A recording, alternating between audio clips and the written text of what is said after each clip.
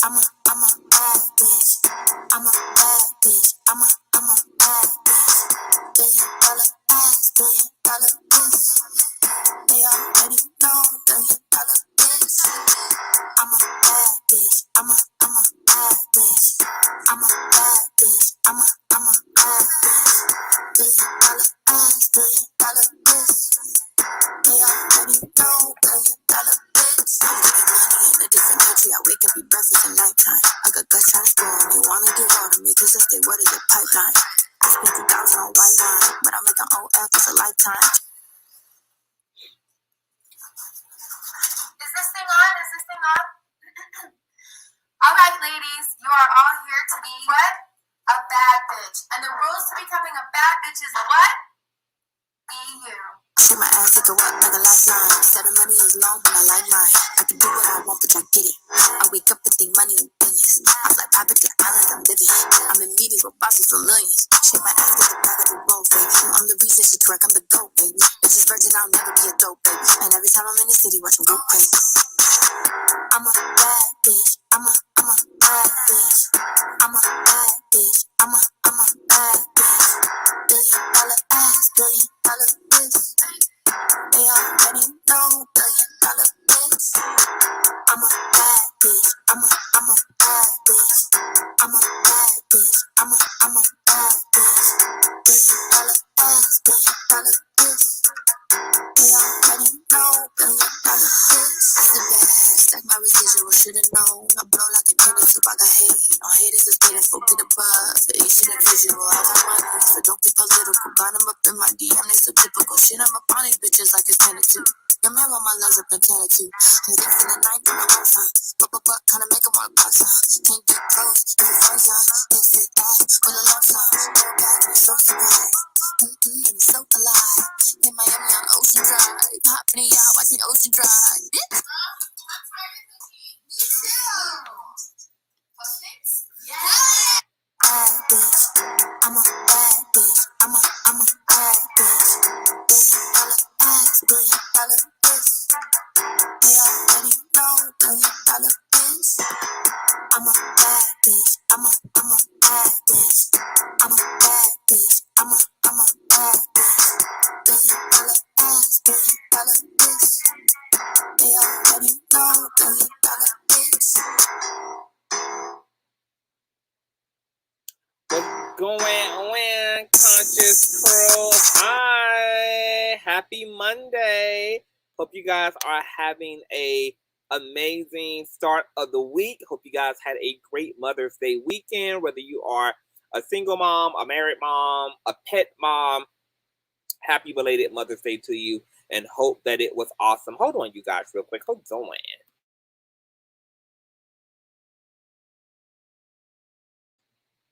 All right, girls, so we got some things to get into.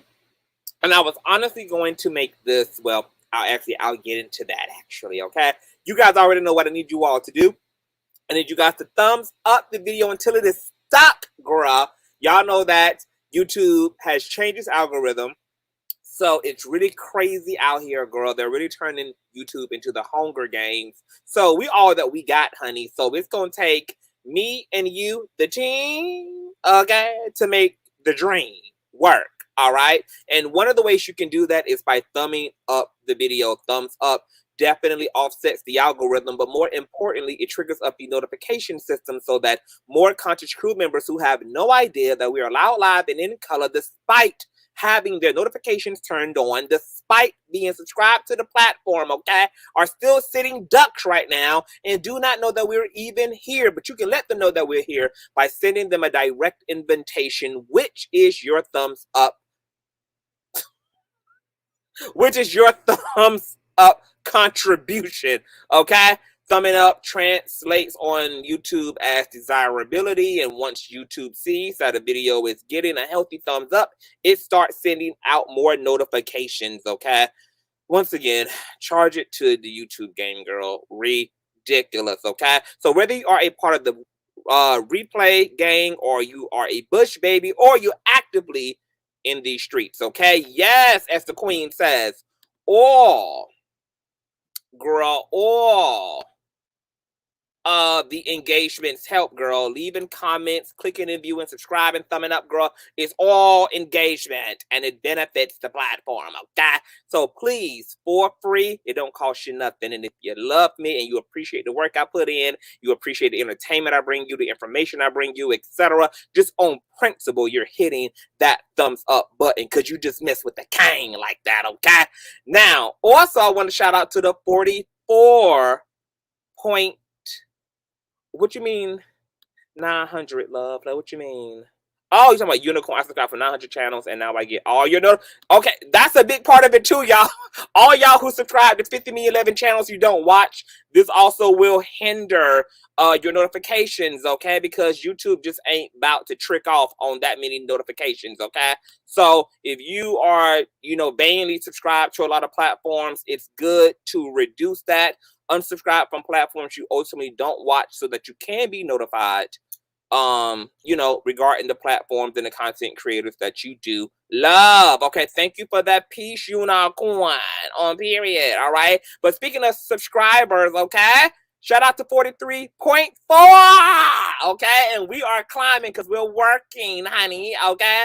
We are mother-loving working out here in these streets, getting exclusives, the whole nine, girl. We're doing the damn thing. But you guys know why we're growing because you guys engage your platform. You guys thumbs up the platform, okay? When you thumbs up, it plasters us on the home page of other people who not subscribed to the platform, but then YouTube recommends the platform, okay? Because the likes on the video walk off the chisel, my nizzle, okay? Thank you, the queen, okay? So make sure that you guys are thumbing up the video. Also, the old-fashioned way, girl, okay? Share the stream out, your community wall, Tumblr, your personal OF, the dark side of Twitter. I don't give a damn where you place the link. Just let them whores know the real out, live, and in color. And let's go ahead, girl, and push on through. Okay. I know a place where you can recharge your soul. Baby, that's Consciouztv. And in the midst of brokenness, he gon' see your asshole. Baby, that's Consciouztv. You gon' heal, you gon' laugh and catch a little shade. Ooh, girl. Y'all know he be slaying, y'all better stop playing. Come hear what he's saying. Ladies and gentlemen.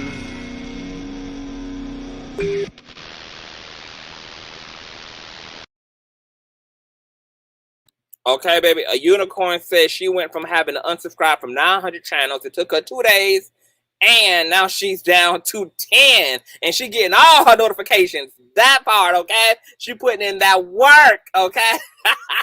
To be able to keep up, honey. Shout out to Unicorn for the instruction manual, okay? You guys take heed, honey, and follow in the likeness of Unicorn, girl. So there is a lot going on, okay? I know you guys are talking about the glasses, girl, okay? These are LED sunglasses. I'm going to be doing a review on them. A company sent them to me. These are super dope. They came today, and they blink, girl. I'm talking about like raid party, okay? Or you can customize the pace in which they change colors. You can set the colors to whatever color set you want. They can be all blue, all red, all yellow. You can put red on this side and purple on this side, girl. You can do all of that, okay? These are so cute and amazing and futuristic as fuck, and they're so CTV, okay? But I'll be getting into a separate little review for you guys, okay? Now, we got some church announcements before we get into the thick of this discussion. First of all, girl, I got a lot going on. You guys will be getting a pre-recorded video tomorrow regarding Larry Reed Live. I might premiere it, but maybe not. I'm thinking about just making it an upload. I got into my pre-recording bag because it was just easier for me to condense the information instead of sharing screens and all of that, honey. But you guys know pre-recorded material takes a little bit more time to get out because you have to actually edit everything together. But you will be getting a pre-recorded video as it relates to Larry, so make sure that you guys are tuning in on tomorrow. I don't know what time yet. I'm going to stay up all night and do the rest of my editing because before I got here, I was doing my commentary for the edit and all of that, okay? So there's that. Now, I got something I got to tell you guys. This is going to sound completely outrageous and ridiculous. I'm so excited and terrified at the same time. And I haven't really shared this with anybody but a really close friend at this point. Well, I shared it with 2 people at this point, okay? Sean Go Ray, who you guys just saw on the platform who did the spiritual readings. Okay, shout out to Sean Goray, and then one of my close friends, Cosmic. So, okay, this is just a little intro, okay, to also give the folk time to get up in here, girl. Listen to this shit, you guys. So, I am going to be investigated by a group of paranormal investigators, you guys. That's right, you heard it, girl. A group of paranormal investigators are going to be investigating me because of some things that have been transpiring in my home, some things that have been transpiring during my sleep, and some things that have been transpiring during my astral projection experiences. Okay, now catch this all. Okay, I shared this on the main platform a few weeks ago, but I also shared it on Instagram as well. Remember, I told you guys that I had an experience a few weeks ago, and now that I think about it, a few weeks from Mother's Day, that makes a lot of sense, where I had fell asleep on my leather couch in my living room, and was tucked under a very thick blanket. I'm talking about like a caterpillar. I was cocooned and wrapped up and tied up into this heavy ass quilt. Okay. And my AC was blowing through the vent above me, okay, down upon me, okay? And I had awakened I know it was between 4 a.m. and 4:30 a.m. I typically, on average, almost a nightly experience, I awaken during the hours of between 4 and 6, which I think are very fascinating, because if you guys know anything about the hours between 4 a.m. and 6 p.m., those are considered the fourth watch. Okay, the fourth watch is also mentioned in the New Testament quite a bit. These were oftentimes Jesus Christ was observed going out for prayer. Okay, between the hours of 4 and 6, and he would pray in isolation.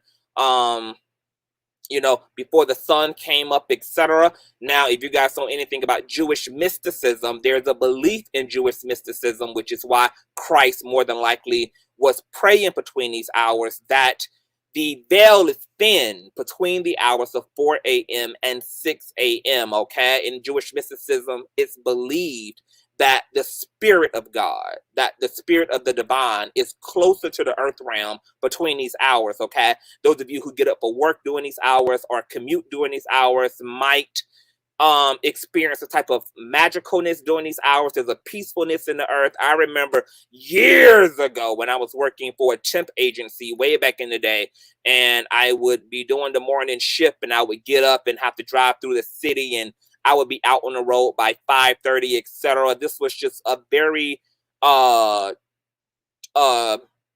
tranquil, serene time, like that morning time. It was just so amazing and therapeutic and beautiful to me. Okay, I used to love getting up and just driving through the city during those hours. But I never knew that there was a context for maybe why it feels that way. Okay, and it's because allegedly God's spirit is drawn closer to the earth during this time. Also, there are hours between 1 and 3, which are considered the bewitching hours. It's kind of a mockery of the Trinity and the crucifying of Christ, okay? And this is kind of the demonic witching hour.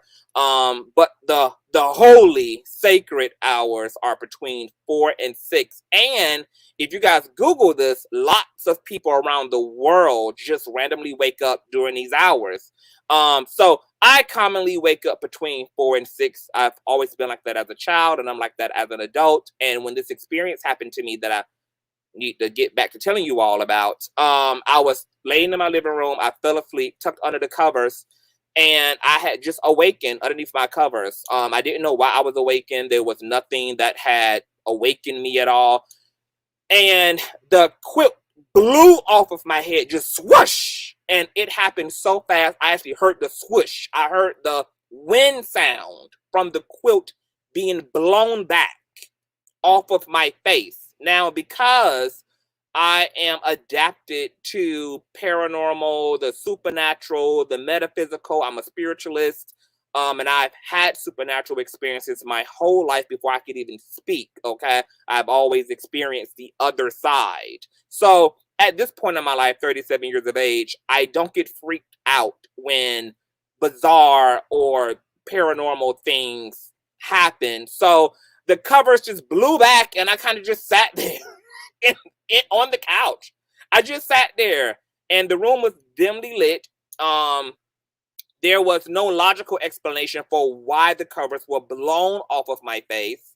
So I just kind of sat there and listened, okay? Because I knew that whatever just blew these covers off was non-physical. This was a non-physical energy that was in the room. So I just kind of sat there and kind of listened, not only with my physical ears, but I listened with my spiritual and astral ears, okay? Listen from within, to discern what the energy was or phenomenon was in the room.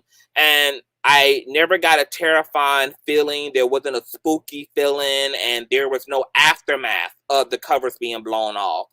There was no other activity or phenomenon that manifested upon the covers being blown off my face. So after I kind of sat there and took in the moment, and I was flabbergasted because of how physical the manifestation was. It was so physical, like for something to have blown, just ripped the covers off of my head was very much so physical, and it impressed me.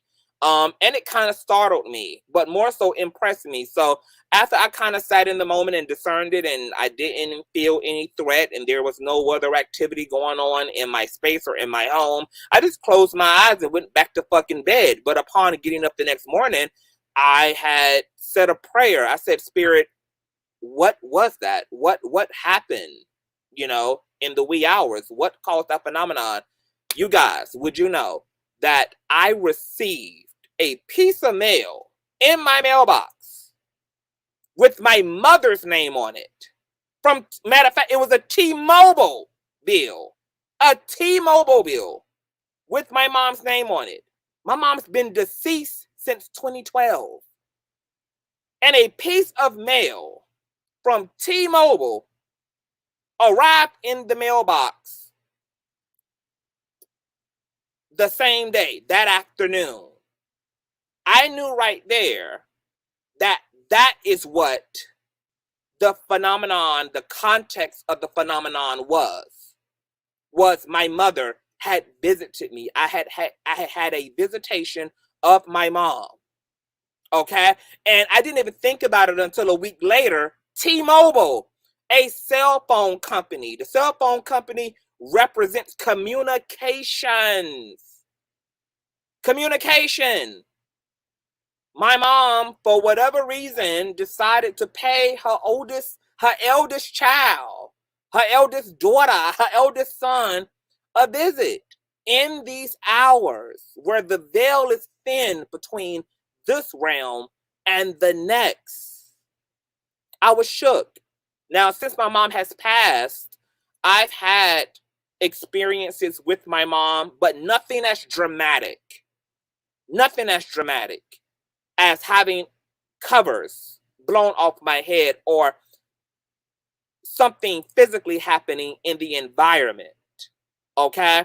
The level of energy my mother would have had to exert as a spirit now would have had to been insane for her to affect the quilt that I was cocooned inside.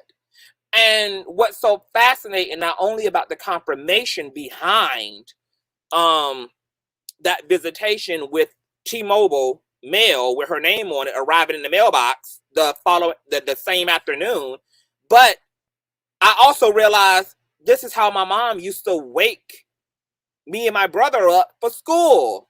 She would come into the room, pull the covers back, get up, it's time to go to school, and cut the lights on her way out. So it was the playfulness of it. It was the warmness of it. It was the flirtatiousness of the interaction for me. It was so synchronistic and just, it really blew me. But it was the physicalness that really stood out to me. I'm used to dreaming about my mom. I'm used to sensing her. Every now and again, I'll be sitting around minding my business and I'll get a whiff of her perfume as if she breezed past me.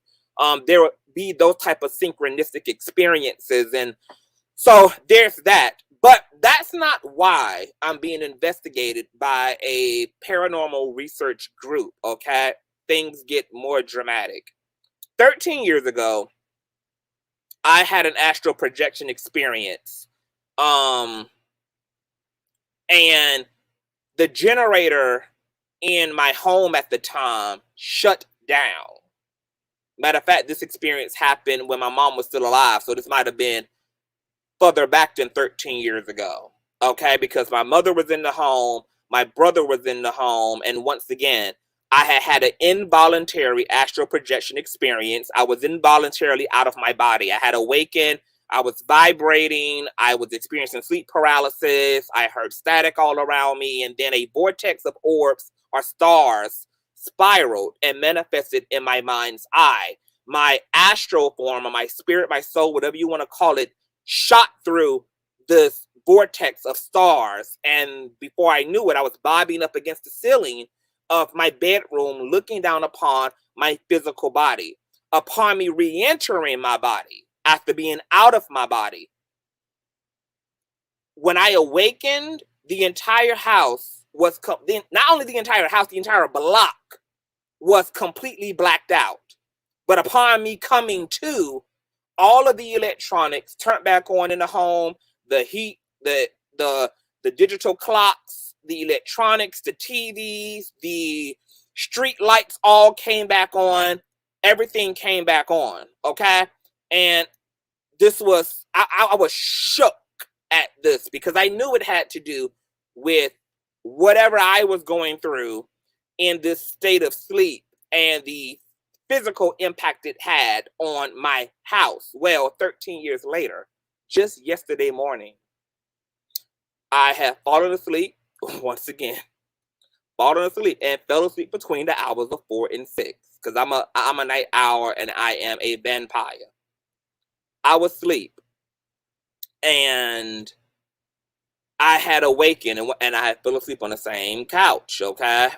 Because that's where like my smart TV is, all of that shit, okay? I fell asleep and I woke up around 4:45. My house was completely pitch black. But upon me coming to, everything turned itself back on, okay? The lamp in the room came on, my iMac came on, my smart TV started up again, my laptop was booting up again.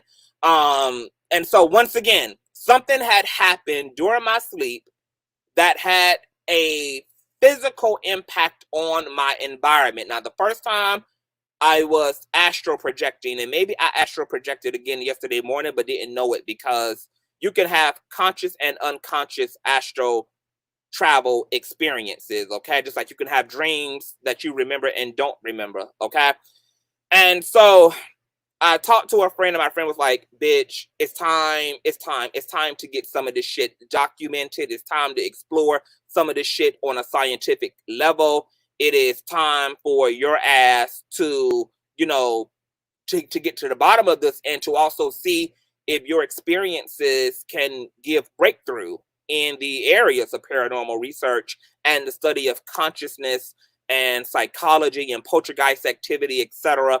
So now, a paranormal team via my homeboy has reached out to me. They're going to be coming out the first week of next month, and they're going to be plugging a bitch up, and they're going to be all in my space, and they're going to be with me overnight, and they're going to bring EKGs and all type of shit in, the type of shit you guys see on these paranormal investigative shows. They're going to subject me and my environment to this, and I'm really fucking excited, and I'm also terrified of just what's going to be captured, of what's going to transpire. I hope to God that the shit that goes on with me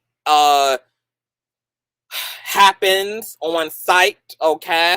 They're going to be communicating with the environment, etc. So what they're going to find is going to be incredible. They're going to give me everything that they get, anything they retrieve, any voices, any apparitions, any effects of the environment, all of that stuff I will have to my at my disposal within a 2-week time after the investigation, bruh. And I'm just, This is just so wild to me. Also, I'm going to be subjected to another sleep study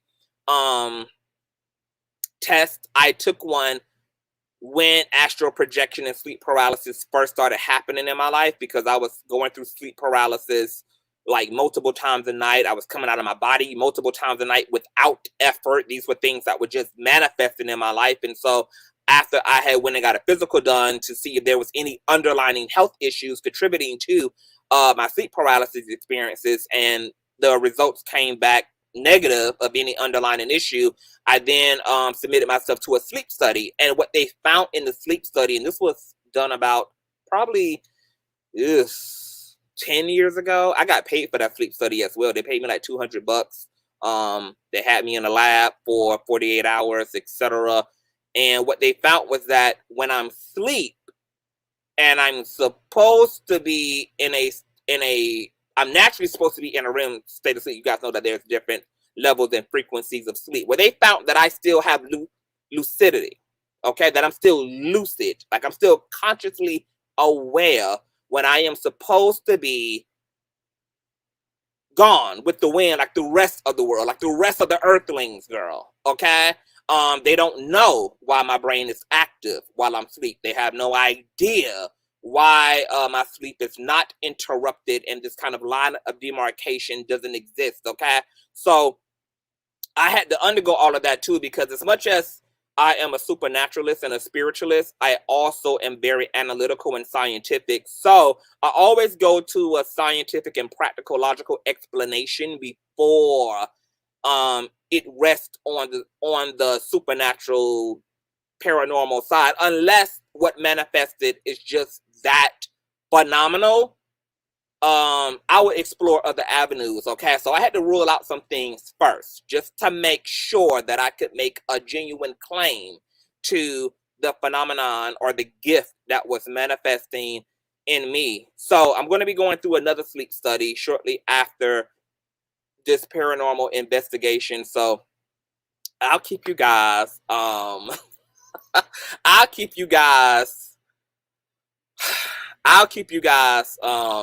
updated on that. Matter of fact, on Instagram, a few live streams back, I think this was a live stream last year, one of my cousin came on my live and was actually talking about one of the experiences he witnessed when we had a nightcap at his home, and I astral projected in the room that he was also sleeping in. He was in his bed. I had stayed the night because we had been partying all night, and I had made me a little pallet on the floor at the foot of his bed, girl, and he happened to have gotten up early. I was still, told to fuck down. And I had another involuntary astral projection experience. I went through the typical motions of coming out of my body, the vibrations, the static or the buzzing bees, and I remember raising up out of my body and floating just a few feet above myself, and I could see the room, and I could see him and hear him on the damn phone and on his laptop getting chummy with some nigga. And then I don't recall anything after that. Well, upon me waking up, it was my cousin who actually woke me up, and he told the story on Instagram on my live of how shook he was witnessing that, because not only did he hear me talking in my sleep, but as I was going through my own transcendental experience, astral projecting, he started to experience the physical effects of whatever my aura was doing at that time, creating that experience, which for him manifested as a decreased pressure in the room. He felt like there was less oxygen in the room. He could barely breathe. The room got very icy cold to the point that he could actually see his breath when he spoke. He happened to have been on the phone and on his laptop at the time that I was going through this whole ordeal, talking to my sleep, etc. He had no idea I was astral projection. He didn't know what was going on. But his phone went completely dead. His laptop went fucking dead. And he actually woke me up to break the sequence of events that was transpiring physically in the room, to bring an end to that phenomenon. And that was very interesting to me, because that event happened maybe a year later after my astral projection experience that had initially led to the generator shutting down, the street lights shutting down. But here it is. I had an eyewitness. I had somebody who witnessed this physical phenomenon, who was an outside observer, who experienced their technology going dead, who experienced all type of physiological changes in the room, etc. And he tells the story every time that we get together, every time we're at a gathering. He's another fellow Scorpio, and he's witnessed quite a few supernatural things around me. So there's been a lot that has happened, okay? Maybe I'll write a book someday because I have stories galore. But yes, a team is going to be coming in finally, and we'll see what they find. I'm super excited and terrified at the same time. Now, let's get into why we are here tonight, you guys. I was going to actually do this live stream in my studio, but I was already pre-recording. I was already in my vanity room. So I said, you know what? Let me just go ahead and go live from the vanity room, girl. You guys see what the title is. DaBrat and Judy, damage control, racially insensitive comments about black male sperm donor. Okay? And both of them are getting freaking dragged by the black community, who is interpreting what they consider to be insensitive comments by DaBrat to be anti-black, to be racist and prejudiced in nature, etc. And so they're being drugged. As a result of being drugged, they're on a press tour. Okay, girl, they're on a next piece of press tour. Okay, so for those of you who've been living under a rock, okay, wait, am I okay, yeah, it's still going. For those of you who've been living under a rock, and I am going to drop the link to let you guys come up and talk about it, okay? Shout out to the moderators and everybody in the building. Continue to thumbs up whether you a Bush baby, replay gang, or you active right now in these streets. Oh, girl, DaBrat, as you guys know, is prego, girl. She got a bun in the oven, honey, okay? And you guys know that DaBrat is a lesbian, girl, okay? She's married. She's in a same gender loving relationship, etc. So her and her partner went the in vitro sperm donor route, and initially Judy was attempting to carry, but there was a lot of issues, a lot of health issues she endured, etc. I think she even miscarried at some point. So Brat decided to step up as the surrogate and to carry the seed and utilize her womb. Okay, I just got nasty piece. Thank you, Patricia. Thank you, Lava. Thank you, baby. Okay, TS sent me $1. Thank you, baby, for the $1, honey. Okay, hold on. Let me you guys know all donation information is in the ticker description box. My moderators are rotating everything, you girl. Okay, PayPal and Cash App. Love you a long time. Okay, so I'm going to let you guys hear the initial remarks, which took place on DaBrat and Judy's reality show, okay? They've also been documenting their journey of pregnancy, etc. And I'm going to let you hear that audio courtesy of Fair freaking Use. I got the hiccups, grab. Fair use. All right. Can I get a fair use disclaimer in the chat, please?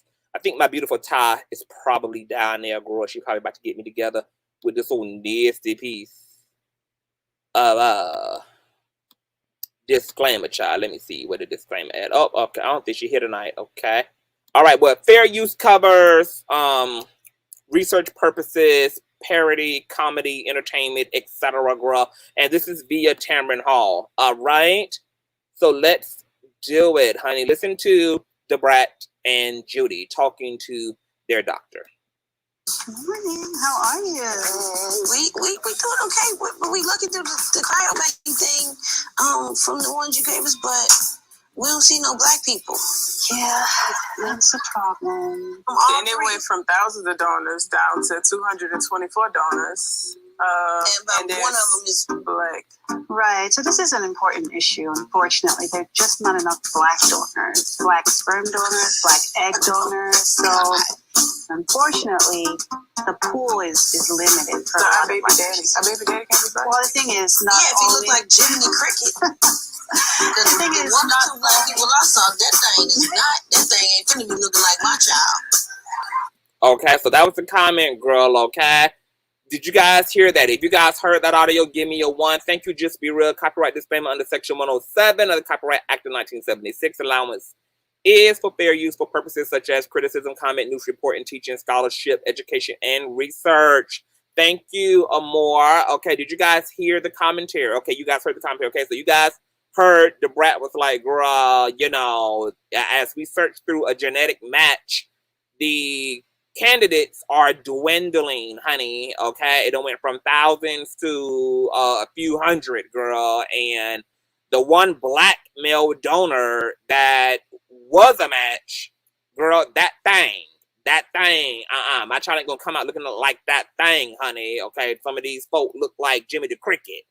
Okay, so that was that. Okay, now DaBrat and her unborn child got dragged from one part of Alaska to the other side of the United States as a result. Okay, everybody was citing that her and Judy want a biracial baby, how anti-black this is, and how dare she, and was Judy able to be this selective when she gave birth the first time to her tired ass baby daddy? Okay, like, I mean, they drug, baby, okay? They drug to the point that someone allegedly even wished death, okay, on the unborn child, okay? Wished DaBrat a miscarriage, girl, okay? It got really ugly. Well, this caused Judy to do a live stream where she tried to explain what was happening. She came to her wife's defense, okay? So listen to Judy's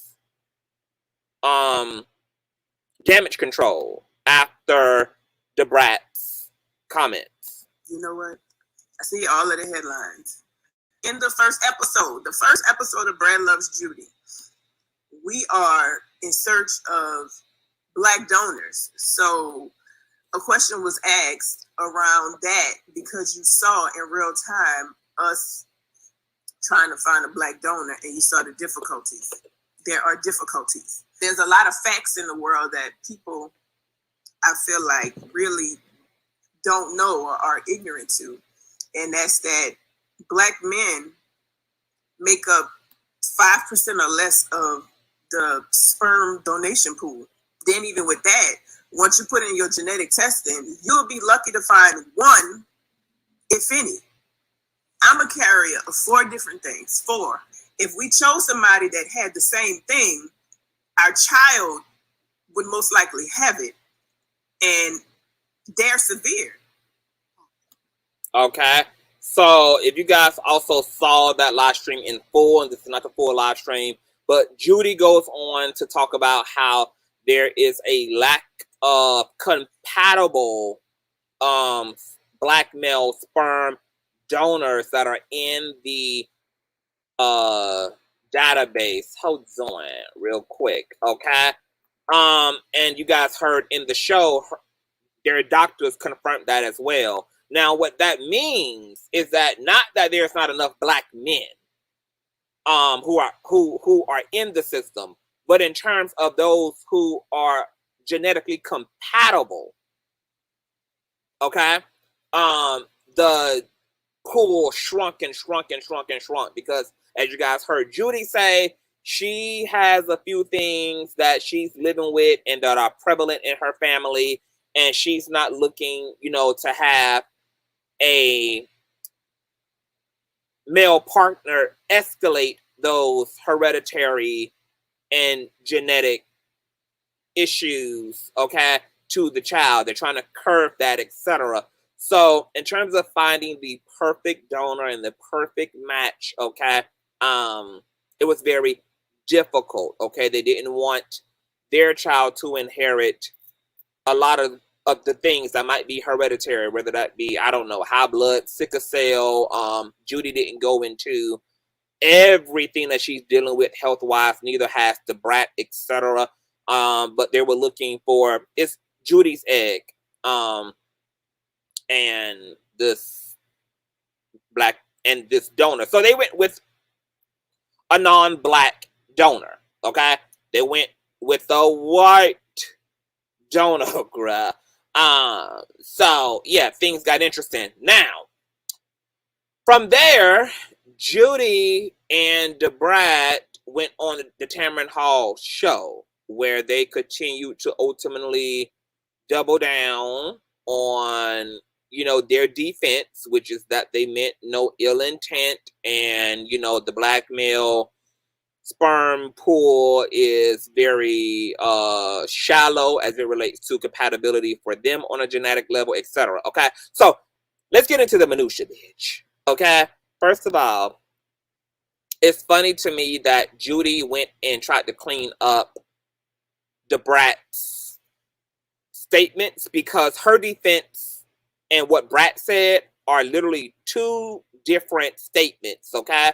DaBrat statements were shallow and rooted in beauty standards and materialism and superficiality, okay?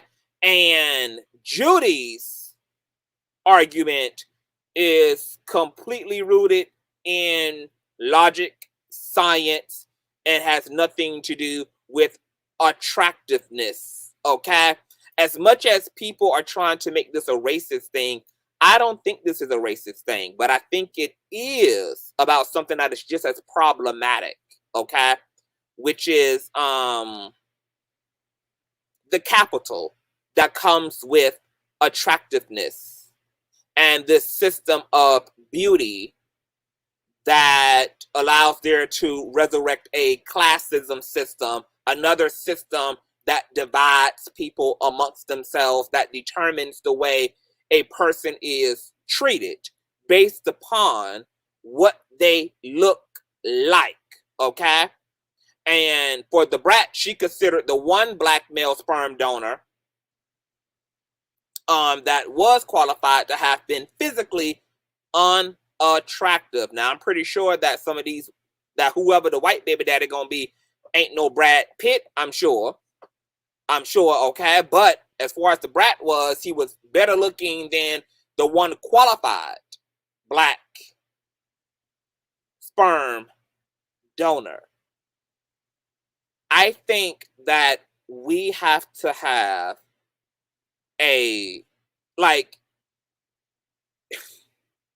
we have to transcend this social construct called fucking beauty, because what even is that, right? It's very interesting that on one end, DaBrat is trying to put her child in a position to survive a flawed world where they are going to be unfortunately judged based upon the way they look. It's going to, if they are more attractive, whether this is a boy or a girl, is going to more than likely make their dating experience better. It's going to qualify them in certain areas, etc. Pow, pow, pow. Yeah, he is cute. And that's why I said the white donor probably is not a Brad Pitt, okay? He probably just a little bit more better looking than whomever they consider the black donor to look like. Hold.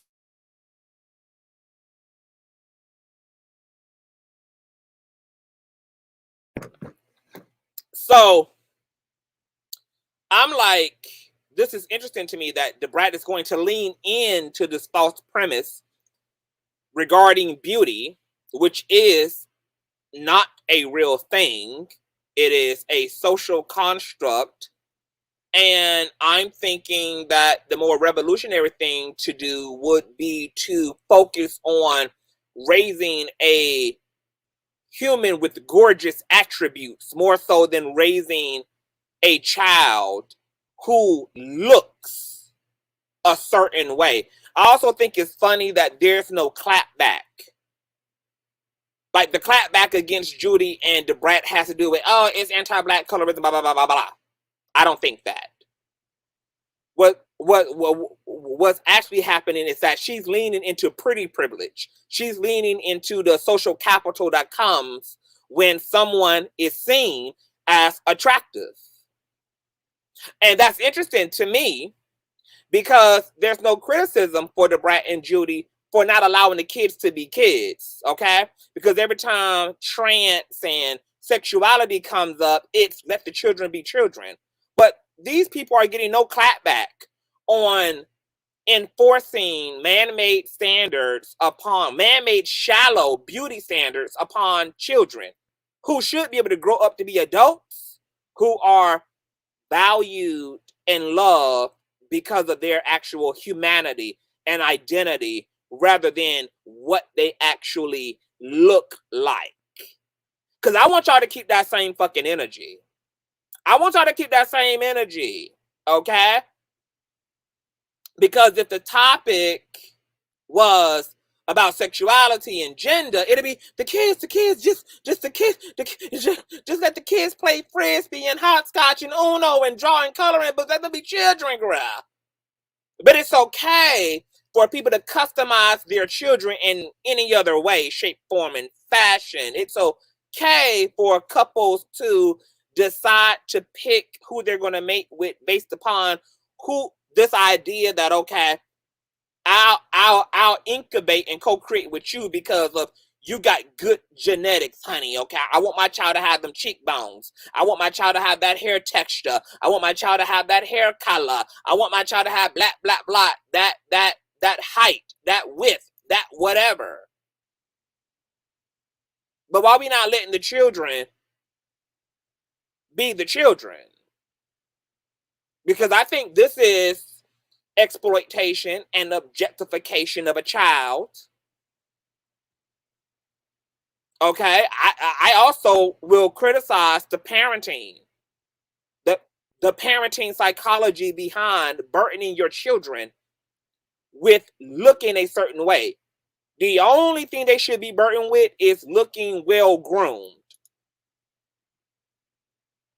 Okay, because at the end of the day, guess what Judy and DaBrat is going to say when their child goes into the public space and everybody still doesn't find their baby attractive, their baby girl, their baby boy attractive, and they come home from school saying the kids are calling me this and calling me that. They're going to tell the child how much this and that and those criticisms don't matter, right? Because beauty comes from within. But since that's going to be what we go to counteract the beauty market and the capital that's on attractiveness, then why not just start there? Why even care from the jump what the child is going to look like? Because it's not like the people that have really contributed to this world and provided innovative technology and provided innovative sciences and provided innovative ideals and philosophies into the world were necessarily America's Next Top Models. Matter of fact, the people who contribute to this world in substantive way are not necessarily people who quote unquote are attractive. I think is really foolish and outdated to still be walking around leaning into these type of superficial politics when we know that changing communities and changing worlds are not going to be done or have any relevancy to the way someone looks. And the fact that Judy and DaBrat are getting started early on with burdening their children and projecting this social construct onto the child is very fascinating to me. I think it also is very telling about DaBrat because she just inadvertently allowed us to know what her framework is around those who she don't consider to be attractive. And that lends me to believe that then this has to be her psychology that turns into an action and her treatment of other people. Because she just let me know that she's shallow as fuck. She just let me know that there are areas in her life that unattractive people can't sit at the table in. Simply because they're unattractive. So now I'm interested to know how this shows up in her social experiences. How this shows up regarding her peers, regarding her co-workers, how this shows up in her interpersonal relationships? Is she leaning in more to those who are attractive? Is she more present in her relationships based upon who's attractive and who's not? Is her treatment and virtue more extended to a person based upon looks, or less extended to a person based upon looks? Because when you are this invested in the superficiality, subjectivity of beauty, then it's because it's actually informing the way you actually treat and show up for other people, which is based upon this metric system.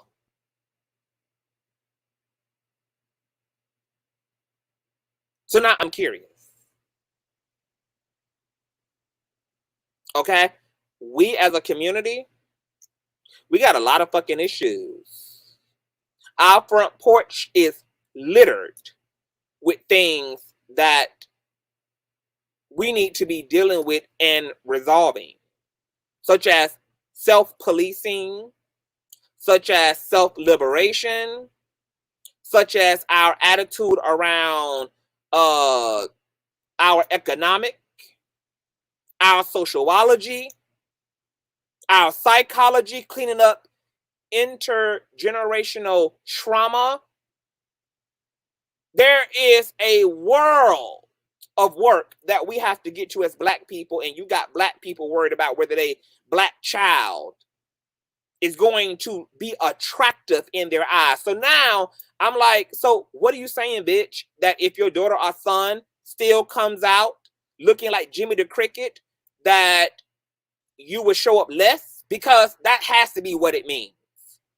And there's nothing that the brat can tell me to convince me otherwise. For y'all to be literally, because maybe her and Judy are on two different pages. When Judy came to defend DaBrat, she went the genetic marker route, okay? She went the complete scientific route that had nothing to do with looks. But for DaBrat, what these donors look like is important, because what her child looks like to her is important. And with her literally refusing a Black male donor because of the way he physically looks, lets me know that that child, had it been by Jimmy the Cricket, would have definitely been mistreated on some level or another. I'm not saying that the brat would go to the extreme, but obviously how we think is informing how our bodies respond, what actions we take, which is why we're invested in the way we think. It's why we're invested in our worldview, because the way we think in our worldview justifies the way we act and treat and respond and show up in the world. So she couldn't tell me, well, you know, I would love my child no matter what. Because if that was the case, that would be fucking reflected and what you're making a priority as it relates to carrying this child and finding a donor. You will be on the same page with your wife, which is just making sure, hell, that this child is healthy, making sure that we have a healthy donor, okay? And because beauty is not real, it means that this notion that unattractive people, so-called unattractive people, produce unattractive children. We know that's not even the case. There's an old adage in the Black community that two so-called unattractive people oftentimes give birth to so-called very attractive people. But I'm not even somebody who believes in beauty in that way to begin with. So I find even that notion to be bullshit. But there is a reality to the fact that genetics don't even work the way that DaBrat would have them work. Genes skip generations of people. You can have a large ethnic nose, but your child inherited her great-great-great-grandmother's nose that was more slender.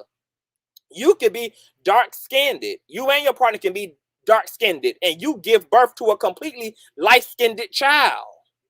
Because that child inherited the genetics of their great uncle, their great grandfather. So even this like flawed mathematical premise in the brat's mind that she could smash two decent looking or attractive pretty people to so-called together and it produce a so-called beautiful person is also flawed. Two so-called attractive motherfuckers can produce someone who's so-called unattractive. I just think it was just so fucking immature and weird, and it made me scared for what this child is going to be taught. Because I'm trying to figure out why children can't, since y'all love for children to be children, why the fuck children just can't be children? Why are you introducing something so shallow into your child's life? Why teach them that it actually matters? Why put them in a position to believe the bullshit that the world carries on in their bullshit? Why? Like, I don't understand why we're trying to avoid changing the world. And in some ways, we're trying to conform to it in order to navigate it. That's not going to change the world. Okay, this is why I push back against parents of LGBT children who say, I only didn't want my child to be queer or to be trans or to be intersex or to be whatever it is because I just know how hard they're going to have it.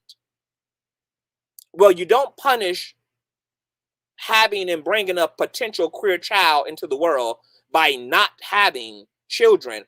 You confront the bullies and change homophobia instead. You change and confront transphobia instead. You don't justify allowing souls to incarnate here through reproducing because there's obstacles. You push against the obstacles and you raise genuine revolutionary ass motherfuckers to define themselves away from these shallow systems. Every time we give birth or bring a child or have the opportunity to raise a young consciousness, we have the opportunity to destroy these social constructs. We have the opportunity to unteach and dismantle and decolonize these ideals that are birthed out of shallow reality.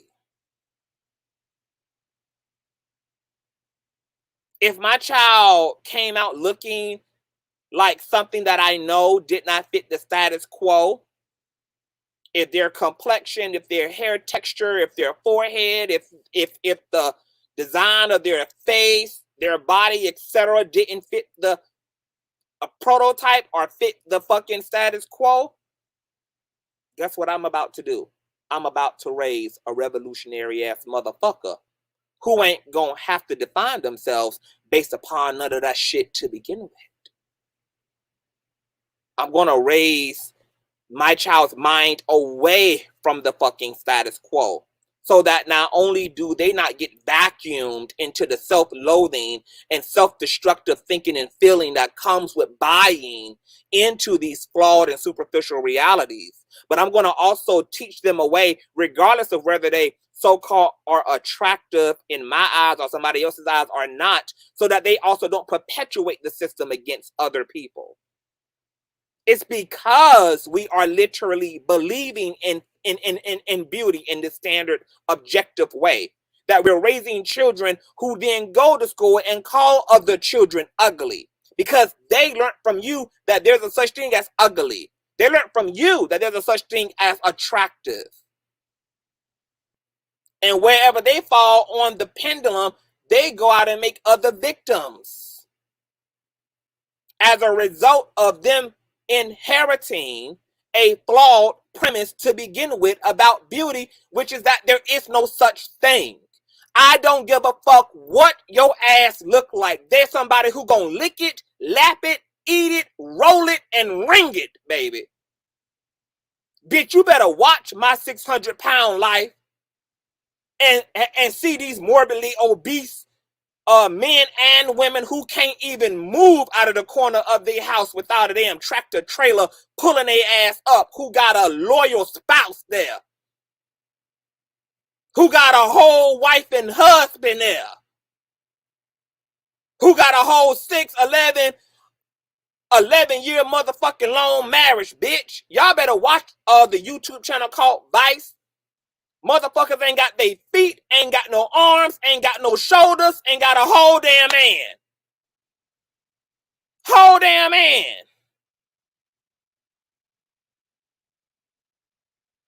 Hold on, I think I got a glitch. Am I glitching? I think I got a glitch. Am I freezing on y'all end? Give me one if I'm freezing.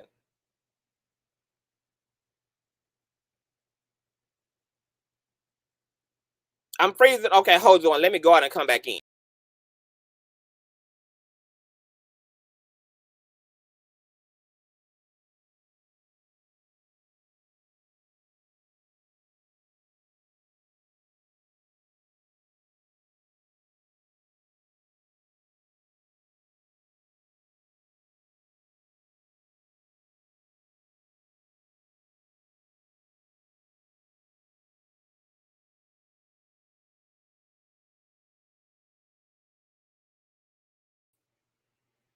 All right. Yeah, y'all better watch motherfucking Vice. Motherfuckers walking around decapitated with a damn foot growing out their damn throat. And on the damn New York Times for best-selling author and got a badass motherfucking wife, got a badass motherfucking husband. Baby, I don't give a fuck if your teeth are buck and buttery and whether you can bite a motherfucking apple through a picket fence, you gap tooth bitch. There's somebody who gonna love your gappy mouth motherfucking ass. So what the hell are we really talking about when we are really talking about beauty, baby? And guess what? I'd rather my child look however the fuck they gonna look and find somebody who gonna love them for who the fuck they are, rather than for my child to look like whatever the status quo is and have them marry and have them engage in relationships for somebody who want them for what they look like, who want them for their beauty. That is not the substance of love. When we project beauty standards onto young people and encourage that bullshit, what we are encouraging them to do is to be indoctrinated into a system of objectification. We're teaching them that it's okay for somebody to love you on to like you on a shallow level. And oftentimes we don't even make any damn distinction between lust and love.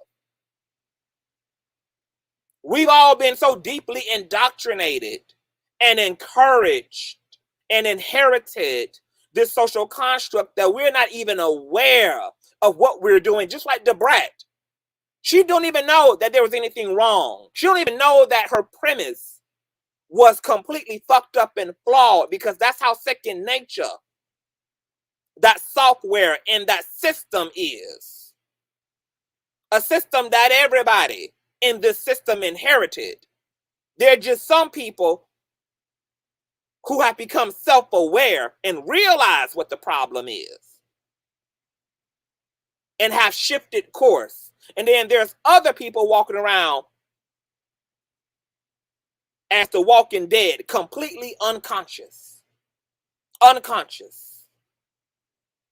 They have no idea that what they're doing is rooted in capitalism, what they're doing is rooted in anti-blackness, what they're doing is rooted in whatever it is you want to root it in, baby. Okay? At the end of the day, who are you trying to raise is the question. Somebody who's going to change the world or somebody who's going to fit in with this fucked up ass world. And teaching young people that their appearance beyond being clean is problematic and only enforces this weak ass Luciferian system that wants people to exist on a shallow level, that wants people to live off bread alone. And then we wonder why we got all these fucking issues, all these social political ass issues. We wonder why misogyny is a thing, and sexism is a thing, and homophobia is a thing, and xenophobia is a thing, and pretty privilege is a thing, and anti-blackness is a thing, and colorism is a thing, and then a thing, and a thing, and a thing, and a thing, and a thing, and a thing. They're all the evil twin sisters of each other. Whether we're talking about pretty privilege, or talking about colorism, or talking about racism, or talking about etc. These are all siblings of each other. They got the same parents.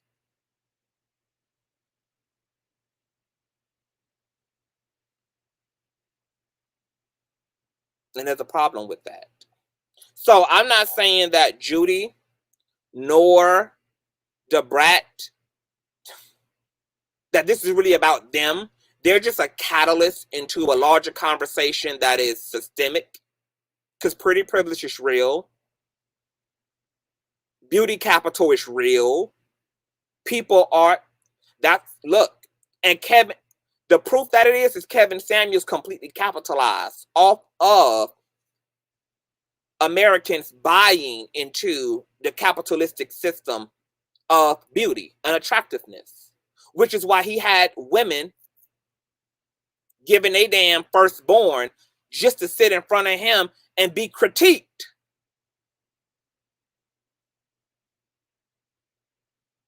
Because this measuring system is something that the enemies of this system use in order to exploit the people who are held captive in this system. Because if they can control your perception around what you look like and how you perceive yourself and you perceive other people, guess what this system can do? Turn that into money. Because if I can tell you that your hair ain't shit, and that your coarse, yucky stuff, your kinky shit is a problem, it needs to be managed, and guess what your ass gonna do? Commit to a system of supporting those institutions that are telling you to beautify it, straighten it out, relax it out, burn it out. If we can control your perception of yourself and others, guess what we can bank on you doing? Bullying your damn self to the cosmetic table and bullying other motherfuckers to the cosmetic table. And guess what one of the highest grossing systems in this system is? The cosmetic world.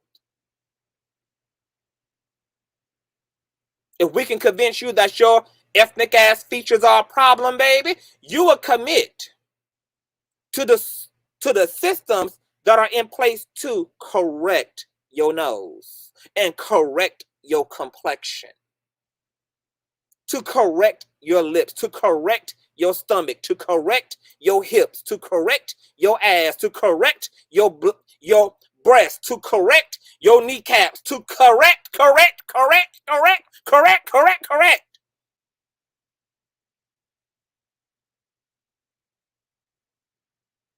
So this evil ass, satanic, Luciferian ass system creates illusions of issues and controls your perception so that they can exploit the dog shit out of you by destroying you, not from the outside in, but the inside out. Because wherever the mind is, the motherfucking body will follow. The body will motherfucking follow.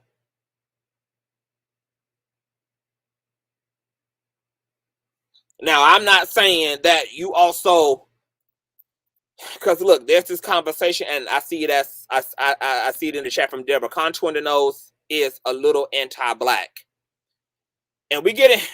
These conversations have been long-standing in the cosmetic world versus the natural world, etc.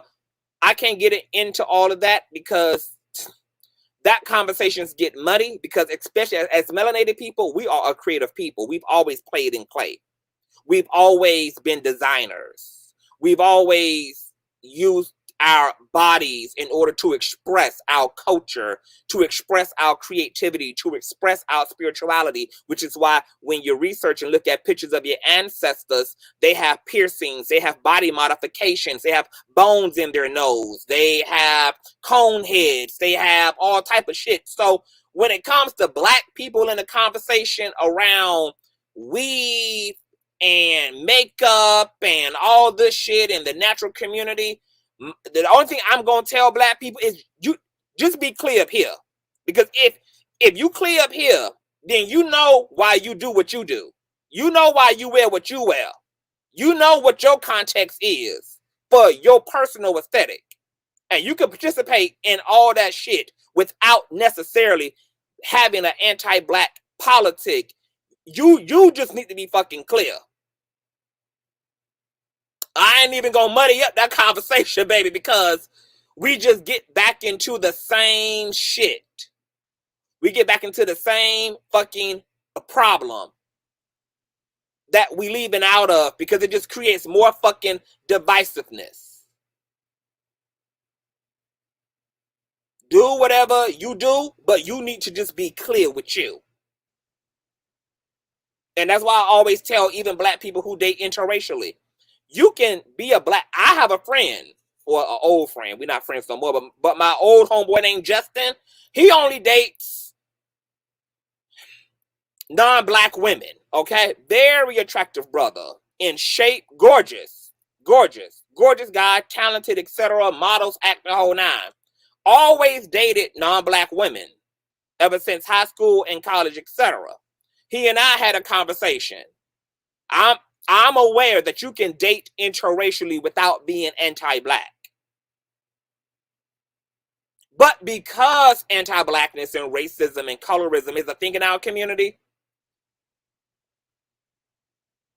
we should always know, we should evaluate and analyze our psychology, because it is very easy to think that your preference for a thing is birthed out of genuineness and just who you are and how you love. Most of our preferences are shaped by the culture.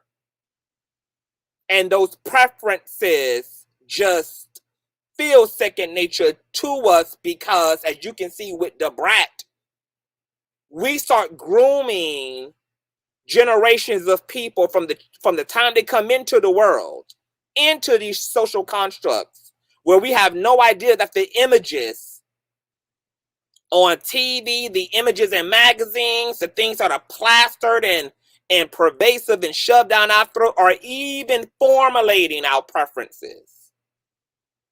I just told my friend this the other day, because he's the same gender loving man, and he's having a hard time dating in a certain part of the country. And I was telling him, because he has a preference himself, he likes, his niggas to look a certain way. And why did I bring that up? And I was telling him, what the fuck was I telling him? Why did I bring that up? I brought that up for a reason. The reason I brought his ass up for a reason. I done lost my train of thought, okay? Oh, because we were talking about preferences, and I was like, look, I know that your preferences feel real to your ass, okay? But they're not. You only think that they are, once again, because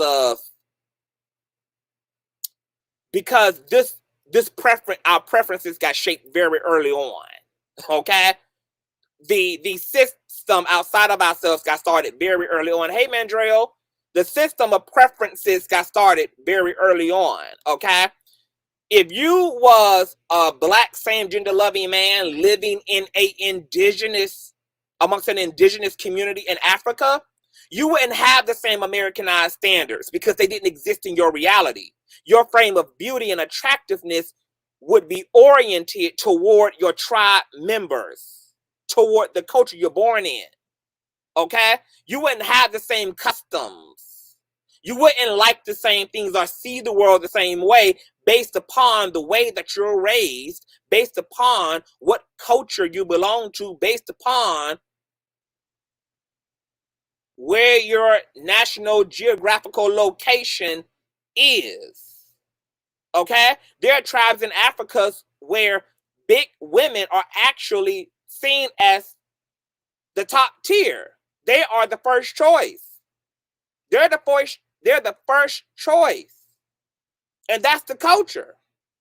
And little black melanated kids coming up in that culture are going to be groomed to be attracted to that body type because that's what the culture supports. Your preferences are largely shaped by a bunch of external stimulation that are both explicitly in your face and subtle and covert at the same time. What if you never knew what the fuck a flat stomach was? Because you was raised in a culture where they started grooming you to be fluffy from the time you came into the world. And everybody in the community is fluffy. Therefore, as you go to decide on a mate for yourself, fluffiness would be something that you would be oriented to and something that you will be looking for because that's the design and the stimulation or the stimuli of the culture. You wouldn't be looking for a scrawny bitch. You wouldn't be looking for a super skinny, athletic built individual. Because the majority is going to rule to begin with. And that's why there are so many types of people left outside of beauty standards because there is no one universal beauty standard. Who you think is butt ugly, unattractive as hell, and it's not fun to look at is somebody else number one draft pick.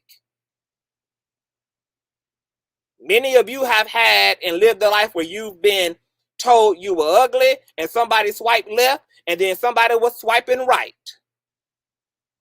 You done been swiped left and swiped right on. Because these things that we think are so subjective, that I think are so objective and so real are in fact just not. They're not. People are attracted to trans men, trans women, fat, tall, skinny, blue, handicapped, disabled, disfigured. Baby, you can get it how you live.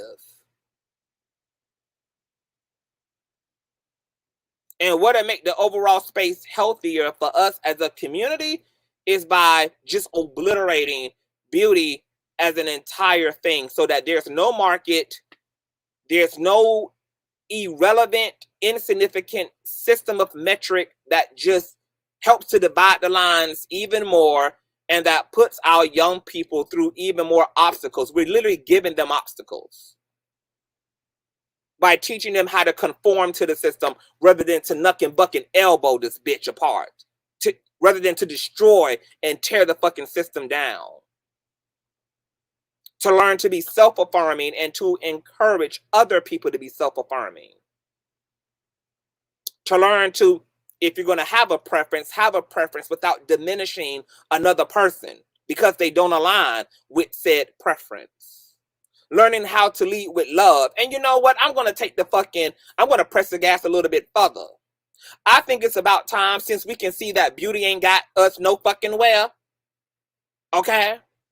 Black people, you can look through the era of blackness, baby. We done been in bell bottoms and afros to suit and ties and perms and roller sets in the 60s and 50s and 40s to the baggy clothes and the hoochie mama wear in the 90s and 2000s, baby, and it ain't changed a motherfucking thing for us. We done been bombed. We done been drove out of our communities. We done been gentrified. We done been exploited and brutalized no matter what the fuck, what fashion we came in the form of. So now that we can see that what the fuck you look like is really unnecessary and has no real reality, you're only going to be mistreated by other people who have bitten the forbidden fruit, who have brought into the lie, who have brought into the illusion. Those are only motherfuckers who gonna be judging you. And you don't want those motherfuckers any fucking way. Because you love you, right? And you thebomb.com, right? And you got it going on, right? No matter what a raggedy motherfucker says, right? So there should be no need for a pick Misha or a pick Mr. complex. We should thank God when a motherfucker reveals themselves and that they don't really love us because they lean in to the materialism and the shallowness of it all. We should pat ourselves on the back and throw a fucking party when an unconscious motherfucker leaning into these detrimental and destructive ass social constructs move their ass to the left. We should rejoice and not fitting the fuck in. We should rejoice in being uniquely made. We shouldn't be forcing ourselves to be tolerated when we can be in spaces and be fucking celebrated.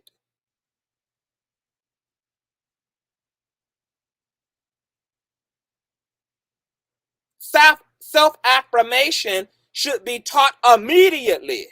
And this is something that parents, we got to get ahead of. Because our children are going to go out into this world and they're going to hear more of the opposite narrative about who they are than the affirmation that comes from their little small community and household and family. They're going to be subjected to music that tells them you ain't right. They're going to be subjected to visuals that tell them you ain't right. They're going to be subjected to the mistreatment of other people who are unconscious and lean into the system and victimize and bully other people as a result, who do not assimilate, who are not seen as valuable. So we got to go fucking hard from the jump. And unfortunately, Miss DaBrat, she already setting her and Judy's child up for the worst. And even if this child comes out attractive according to the status quo, what she's inadvertently done is also raise the child or produce the child by burdening them with the social construct and giving them the potential to bully someone else. And bullying is not just in explicit bullying, but the bullying that also comes from just what's up here, honey. Disqualifying motherfuckers, walking around disqualifying motherfuckers because you think you better than somebody else based upon what this devilish system told you about you. Because once again, we teach ideals, right, to justify the way we act toward other people. That's why what we believe matters to us. And we are fight and burn shit down to stand on what we believe so that we can justify the way we act. You cannot teach a person to be that they are pretty and that they are attractive without risking them weaponizing a system that already pits them against other people just because of the box they are allowed to be in. If you want to lessen the risk of them operating as shallow people and abusive people and having stupid ass politics, you got to teach them away from the constructs.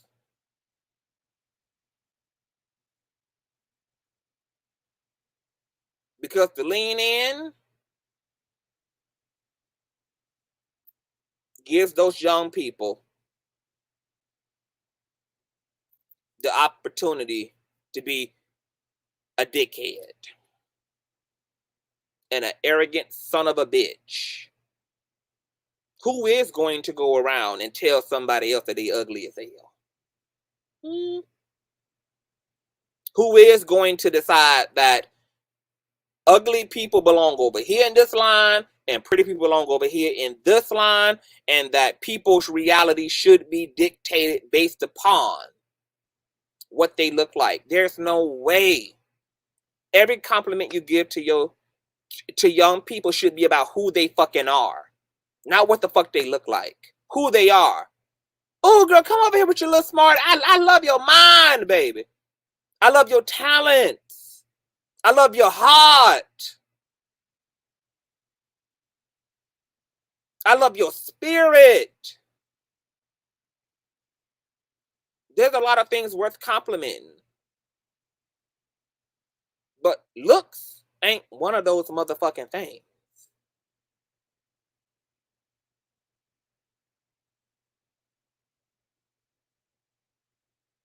Just not. Now, it's always fun to turn the system on those who lean into the damn system and give them a dose of their own fucking medicine, since they like to be shallow as hell, and then you take they shallow shit and you boomerang it to their ass so they can get a whiff of how that shit smell. Yeah, that smell all types of bad, right, bitch? Uh-huh. Wake up, ho. Wake up. Wake up. But see, Patricia says, CTV, you damn sure not ugly, thanks to both your parents because you have it all. But that's an opinion. There's just as many people who will call CTV ugly, it. What is it? Okay, and guess what? It doesn't matter to me what the sentiment is, because, bitch, I'm going to do this, period. I don't wake up like this for nobody but me. And to your point, Queen, whether they haters or not, see, I don't allow myself to be rooted in the compliments or the insults, because if you lean into the compliments, you're also leaning into the insults. Once you buy in to this idea of beauty based upon outside metrics, you run the risk of also being vacuumed into having your confidence and your self-esteem shaped by public perception. And the only way to object to that and to not get caught up in that is to also disassociate from the positive compliments. So I don't be rooted in either. Whether people think I'm gorgeous or pretty or fine or handsome or an intermix, hey, I let people enjoy themselves. If you like what you're looking at, you like what you're looking at. If you don't like what you're looking at, you don't like what you're looking at. But either way, nothing happens to the way I feel about me. Rather, it's a compliment or an insult. Nothing happens to who I am and how I'm going to show up, period. Because those aren't even my metrics or where my values even are. And I'm very clear about the fact that I have to be 100% supportive of me, so that my head can be high regardless of what room I walk into, whether it's a room full of supporters or a room full of hating ass ninjas. Poised and postured. Because I'm not invested in whether you like it, lust it, want to fuck it, lip it, dip it, or reject it. So I'm able to live my life freely and live my life away from these constructs and go out into the public sphere and deal with everything that comes from being subjected to other human beings, whether it's folk running up to me, oh my God, your hair, whether it's douche running up to me, oh my God, my nigga, your outfit, or whether it's a hating ass hoe who side-eyeing me from the left of the room, whether it's a hating ass motherfuckers who looking at me crazy from the other side of the room. I'm poised and postured regardless, boo. Because just like I'm going to let you do you and how you feel about me, bitch, I'm going to do me regardless of how you feel about me, bitch. I'm very fucking clear about the fact that the conversation has to be right between me and me, not me and y'all, not me and you, not me and him, not me and them. The conversation with me and me is what's got to be perfectly aligned. Because once you get that, baby, you get a won't stop, can't stop. You get a won't stop, can't stop. When you don't buy into the bullshit. When you the master and the orator and narrator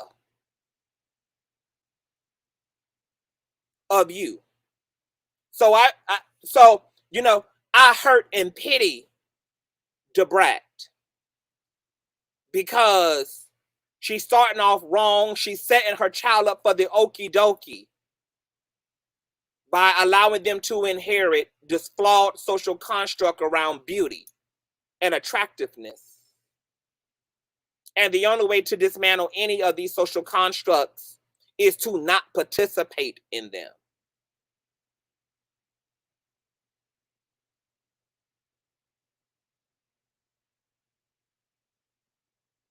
Oh no, I get it, Patricia. A bad bitch, I got it all. Yes, a positive mind and all. And like I said, I don't have a problem with the folk who compliment me. Enjoy yourself, baby. God created it for your pleasure. Indulge. Do what, whatever your experience is of all this, honey. Indulge. Do you, honey. I ain't gonna stop you no matter what. I'm not gonna stop you whether you don't like it or you do like it. It's for you to enjoy. Whatever you enjoy, whether it's what it look like, what it sound like, what it give like, I ain't got nothing. I don't got no problem with it.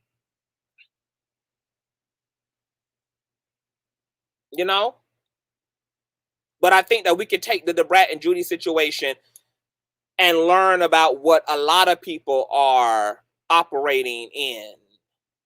What a lot of Americans, what a lot of people are doing on an unconscious level. Not knowing, because it's so second nature to us to be shallow and to reinforce these same systems that have indoctrinated to us without ever questioning the system, without ever questioning the doctrine, without ever examining the way we behave as a result of the programs, these social programs that we've been indoctrinated with. It's just an opportunity for us to wake up and see from the DaBrat and Judy situation how we can be more introspective to make sure that the politics and what we say and what we do is a reflection unto the people that we are leading. Okay, it's giving them the best opportunity to start with self-love, to enter the world from self-love, not entering the world hoping that you fit in and can be a recipient of the world's love. But to start grooming these young people to lead from self. Strong. And that's something you got to beat into their fucking head every fucking day, because more people are unconscious and leaning into the indoctrination and are going to tell them the opposite than there are those who are going to be telling them what you're telling them. So you got to be just as adamant as the system is. You got to be just as doubling down and reinforcing of the system is going to be. And that's how you change these flawed ass philosophies.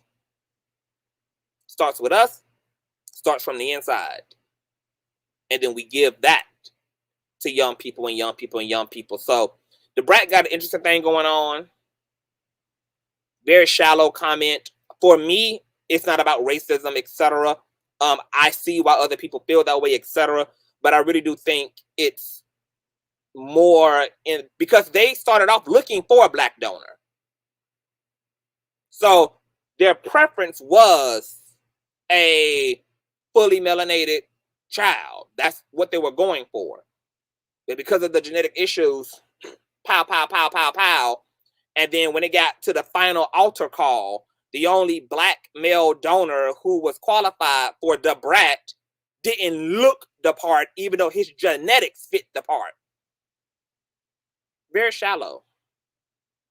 And once again, I can see why folk call it anti-black, but I think it has to do more with the capital on beauty and attractiveness than it really has to do with race, even though the beauty capital also comes out of racism too. So it's all interconnected. But I'm gonna drop the link and let you guys come up. Mandrill, if you want to come up, hit the link. I would love some of y'all thoughts on this situation with Judy and DaBrat. Moderators, could y'all rotate the link? You guys can come up and sound off, honey. Okay, I'm gonna be having a pre-recorded video tomorrow, girl, featuring the doctor, honey. What's going on with our residential pastor, Dr. Larry Reed, girl. Okay, so be looking for that upload tomorrow. Also, while I'm waiting on some people to hit the link, you guys know we're doing show reviews over in Patreon, and we do all YouTube news in Patreon. So I just did episode 3 review of Bad Boys, girl, season 2 over in the Patreon on yesterday, child. So another review is coming for you guys on episode 4 that dropped, girl. I might also do a review for Baddies, what, West, South, whatever the fuck it is, reunion, girl. They dropped that too. But if there's anybody who want to come up, please hit the link, because we ain't gonna be here all night. I pretty much done said what the fuck I said. If any of you want to pop off and you have thoughts about this Jimmy the Cricket ass comment, etc. All right, what's going on, Tarita? Can you hear me? I think you're on mute, love. Okay. Hi, my darling. Hi, how you doing? Good. I'm just gonna get right into it. Yes. In the beginning, I saw it as medical because I had stated in the comments earlier, I had 2 siblings that passed away from sickle cell anemia. Oh, so I can understand. Yeah, so I can understand the DNA. Yes. Maybe they didn't want to get too much into their medical, right? You know, on the show. Maybe she carries the trait, because I do carry the trait, and I had to be careful. You know, I can't afford to pre-DNA myself before I got pregnant. You know, it just happened. But just so happened, my first son's father, he didn't carry the trait, and my second husband didn't either. So I was lucky there. Whereas now now it is what it is right now. You know, people are able to test, and see genetics, and what diseases, because there is no cure for sickle cell anemia. There is no cure for it. Okay. And so I could see that part, but you were on point when you talked about it being as far as looks. Definitely. That comment that Brat, I don't know, maybe because her just really newly out, and she got eyes for just Judy, and if it was possible for woman to have babies together and man to have man, have babies together, and God would have made it that way, but it's not that way. But at the end of the day, the comment, like you said, I agree with you. It's not about race. It was about looks. And if you can't fall into that, my mother came from a generation where my grandmother's 89 years old. That's a generation where they thought everything white was right. Right. Your hair had to be fried flat, with the stick and comb, and you had to have this type of furniture and that, this and that everything white was right, Yeah. So my mom, she made it a point of, if she had kids of her own, she was going to make sure that she was manifesting, before it was the end thing to do to self, to manifest, where now everybody wants to manifest and outwardly manifest now, where my mom put it in with her children from day one, you are going to be proud to be Black. You are going to be proud to be beautiful. You're going to be proud to be a Black woman one day. These are things that she instilled in us because she learned without her mother somewhat teaching her what she learned from seeing her mother do not to do. You know what I mean? And that was a comment that me and my sister had made to my mom, like, Mom, sometimes you were teaching us stuff without even knowingly, just by watching your actions, and seeing that, okay, now I know what not to do. You know what I mean? So like you were increasing your self-awareness, which is important to do, because a lot of times exactly perpetuating this stuff because it's so inherent to us. Right. And see, and that was that old way. My mom manifested with us. So when I had my children, I did the same thing with both of my boys. Say that again. Hello? Oh, we can hear you, boo. Ain't nobody saying Okay. I did the same thing, but I wound up being the mother of 2 sons and a step mother of 2 more boys, and I manifested in them. And never, they never gave us a wink of sleep. We never lost a wink of sleep with them. One's a registered nurse.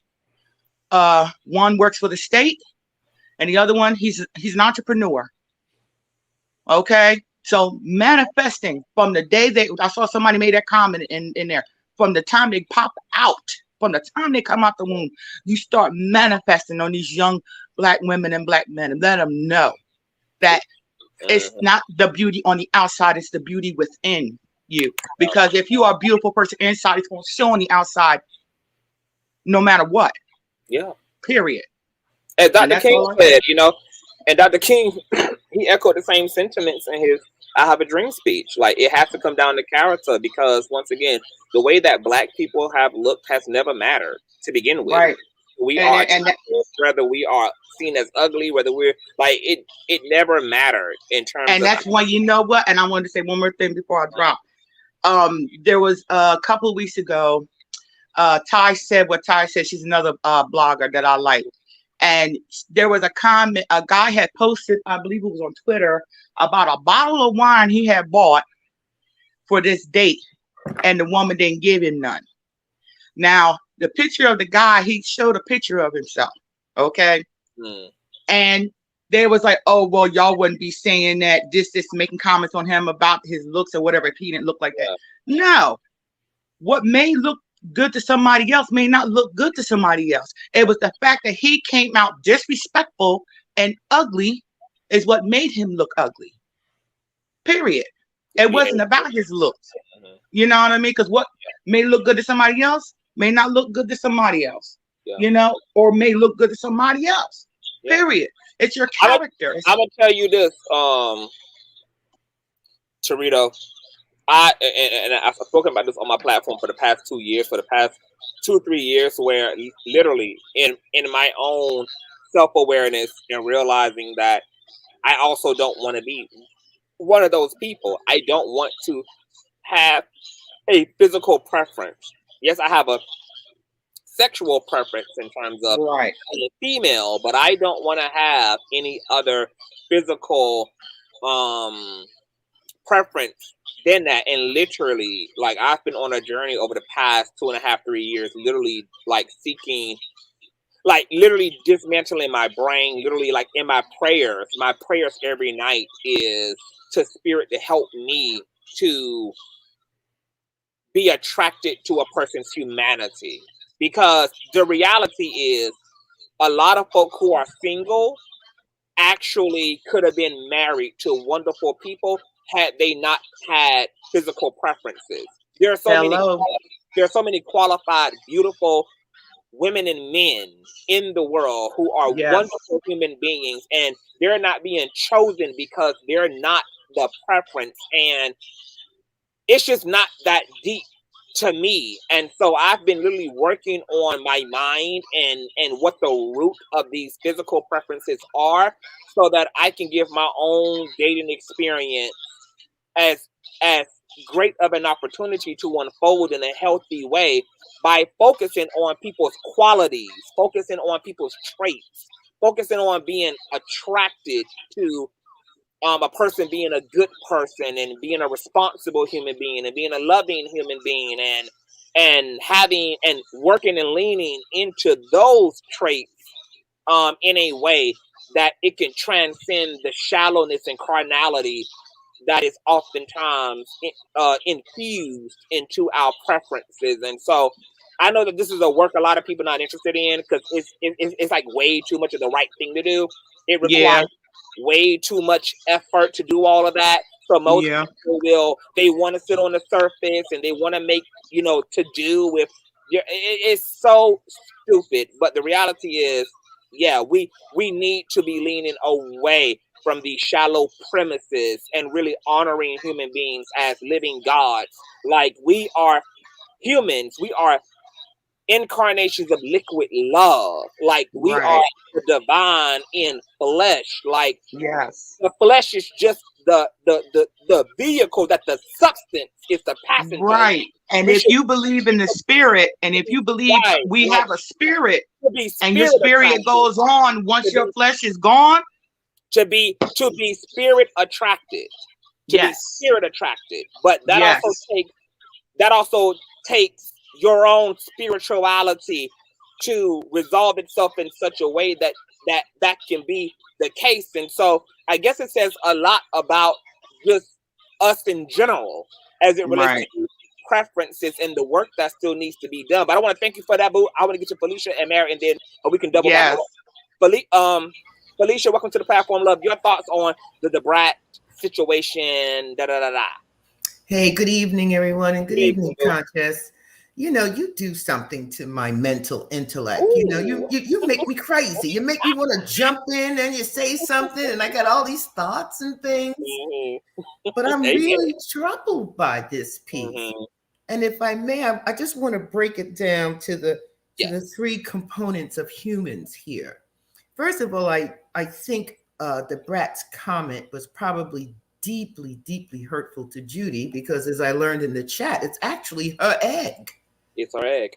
Right? So and this is my opinion, chat. So perhaps Judy on this apology tour was also taking some of her hurt out here, because this is not a genetic component of the Brats. It's Judy. So if maybe she wasn't happy with how Judy looked, or her height, or her intellect, or something.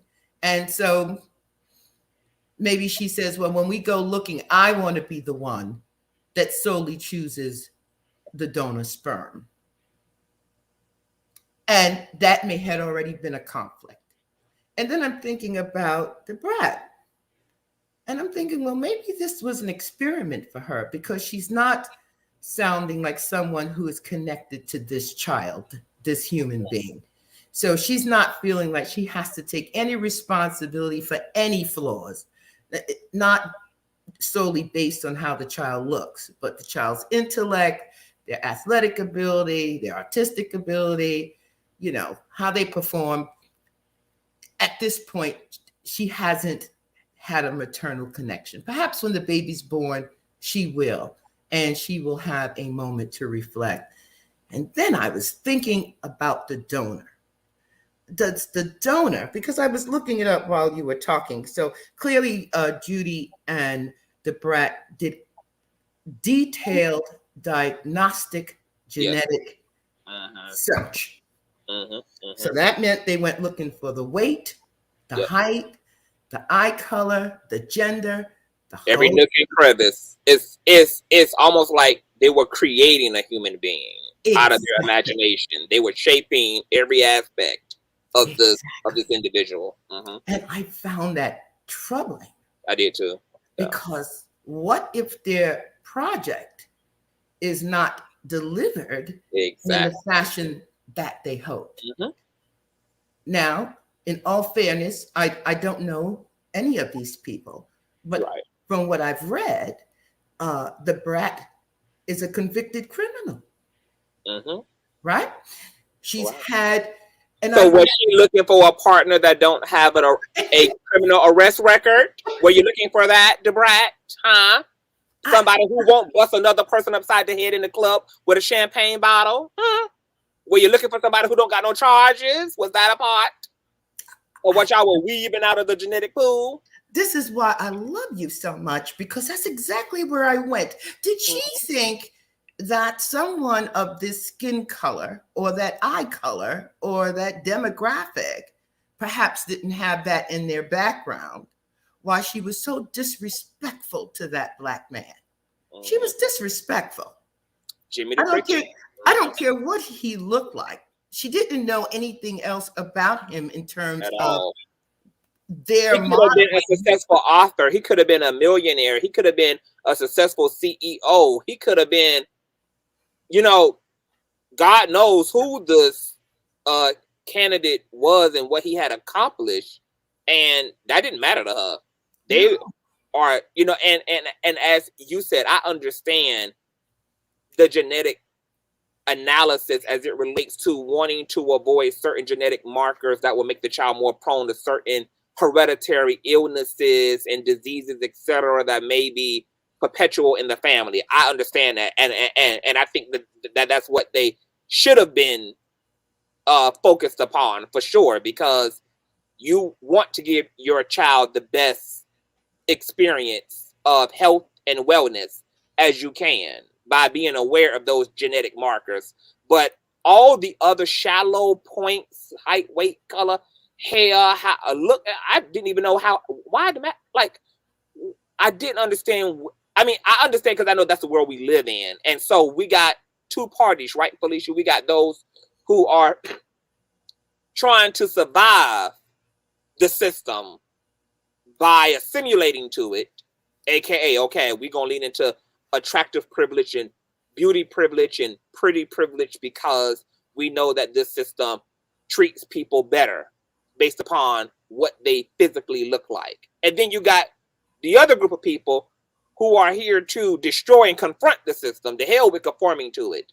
So they found themselves unconsciously being conformist by leaning into the system and making a shallow choice or completely disqualifying a black male sperm donor, which they were interested in a black male sperm donor simply off the premise of his looks. He was qualified in every other way, except for the way he looked to DaBrat. And for all we know, this man might can rank in a lot of y'all top 10 had that man's face, been plastered on the screen for the world to see what he looked like. But to DaBrat, the man looked like Jiminy the Cricket. But that's why I made the argument earlier on in this commentary about how many people who've actually contributed to the world, contributed based upon their beauty, and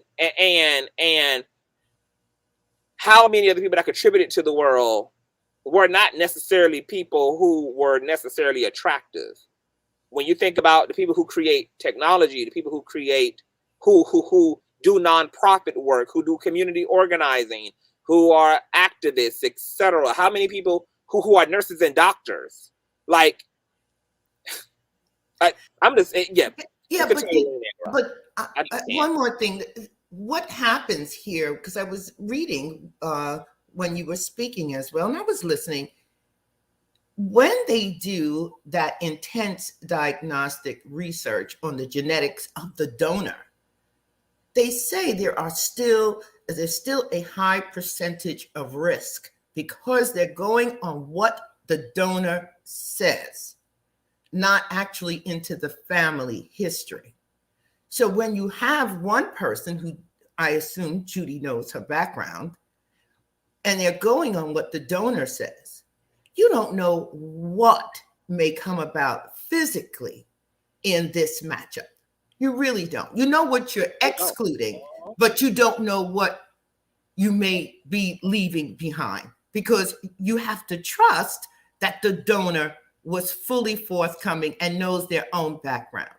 I can't speak for everyone here, but there are certainly gaps in my family history that I cannot tell you about. So their risks are even greater because they made choices, unfortunately, from what DaBrat said, on appearance, and they went to a limited donor pool. They would have been better off maybe going to another relative of DaBrat. She's got a male person in her family. So I know, that came up too in an interview on the Tamron Hall show, and they said they didn't want to choose a relative. They wanted to be somebody who was completely disconnected from the family so that there wouldn't be any issues. But they got issues right now. Well, they wanted to specifically avoid the issue of anybody making a claim that this is their child, etc., especially with them being on the wealthy side and the celebrity side and how people exploit that. If it's somebody completely anonymous, then they don't really have a choice in who is choosing their sperm. So they don't even know if it's a celebrity on the other end or not. So they want to stay away from anybody who is familiar.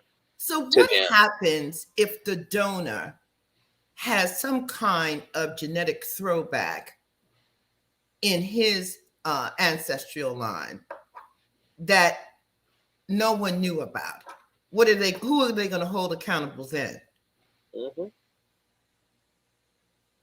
So I guess the idea behind this type of kind of like choosing when you can get pregnant and whether and choosing whether you can have twins or triplets and all of this is a way for people to, I guess, at least try to avoid certain things, even though there's no 100%, as you're saying, like there's no 100% caution rate, but you are just practicing as much discretion and caution as you can based upon what you know about yourself, etc., what you know about the donor, etc. But to your point, there is no 100% safe route. This child could not inherit any of the things on the mother's side and completely be a victim of the things on the father's side, even if certain things genetically skipped him. It might actually full blown be downloaded into the child, because that's how genetics work as well. Like, you may not have gotten this or been a victim of this, but then your child's child inherited the whatever that was in the lineage, etc. So you're right, but I guess that they're going to deal with it if that happens. I guess this just makes them feel better.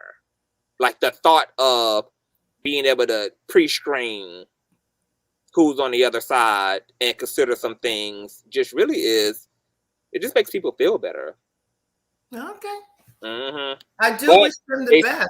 I do too, because I want to know, Felicia, how I want to know from on the Brat end, because I can understand Judy's end, but I want to understand because I feel like her shit was more rooted in science and genetics and her considering her own illnesses or whatever it is. But I'm curious to know how DaBrat is going to treat this child if this child does not look the way she would have the child to look. Because if it's that deep for her looks, then this tells me that she might feel invested in the raising of this child if this child does not look the way she thinks it should. This child can still look like Jimmy the Cricket.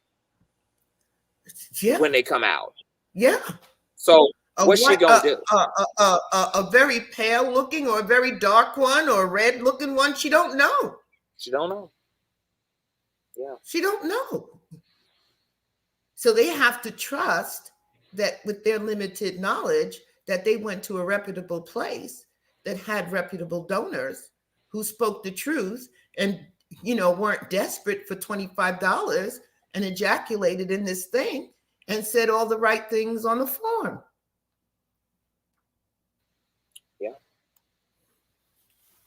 Yeah. It's interesting. Well, thank you for that, Felicia. Mm-hmm. Thank you, Conscious. Thank you, boo. Mary, welcome to the platform, love. My moderator, the Usher. What's going on? Hey, babe. Hey, talk about it, child. Okay, so I'm disappointed. Uh-oh. I think volume. The volume had went out, Mary. Hold on. Okay, I can hear you now. Okay. Yeah, I'm just like, why is she going through this? Like, I knew she was kind of slow, but I didn't think she was this slow. Like, is this the Illuminati? Like, what is it? Mm-hmm. Mm-hmm. Can you hear us, Mary? I think you went out again, boo. If you can hear us or we can't hear you. I think we've got some audio issues, you guys. How about now? Okay, yes, I can hear you now. All right, cool. So, yeah, Judy. Uh-oh, it went out again. It went out again, boo. He was coming in and zap.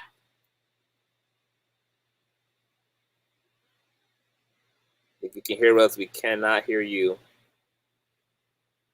Outside the box says, if y'all notice, Judy is normally more politically correct and helps Brat a lot when dealing with her brand and the public. Yeah, I can tell. Because Judy jumped right on in and tried to do damage control, but it still didn't deal with the issue of what the Brat comment was. I think you back, Mary?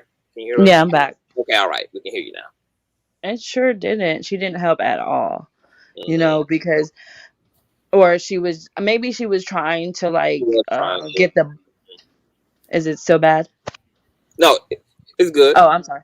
Maybe she was trying to get the, you know, the fiends or whatever, the trolls off of her, and she was talking to them because she definitely wasn't talking to nobody with some sense. You know what I mean?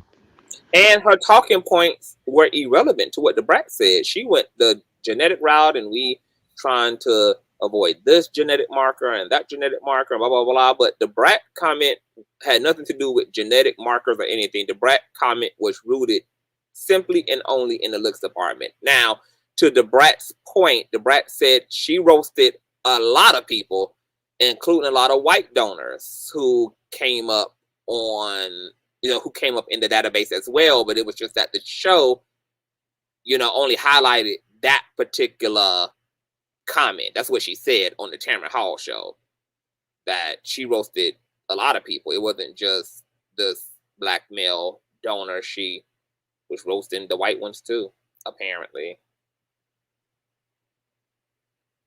And it's all editing, according to Miss DaBrat. Can you hear me, Mary? I think your audio went out again.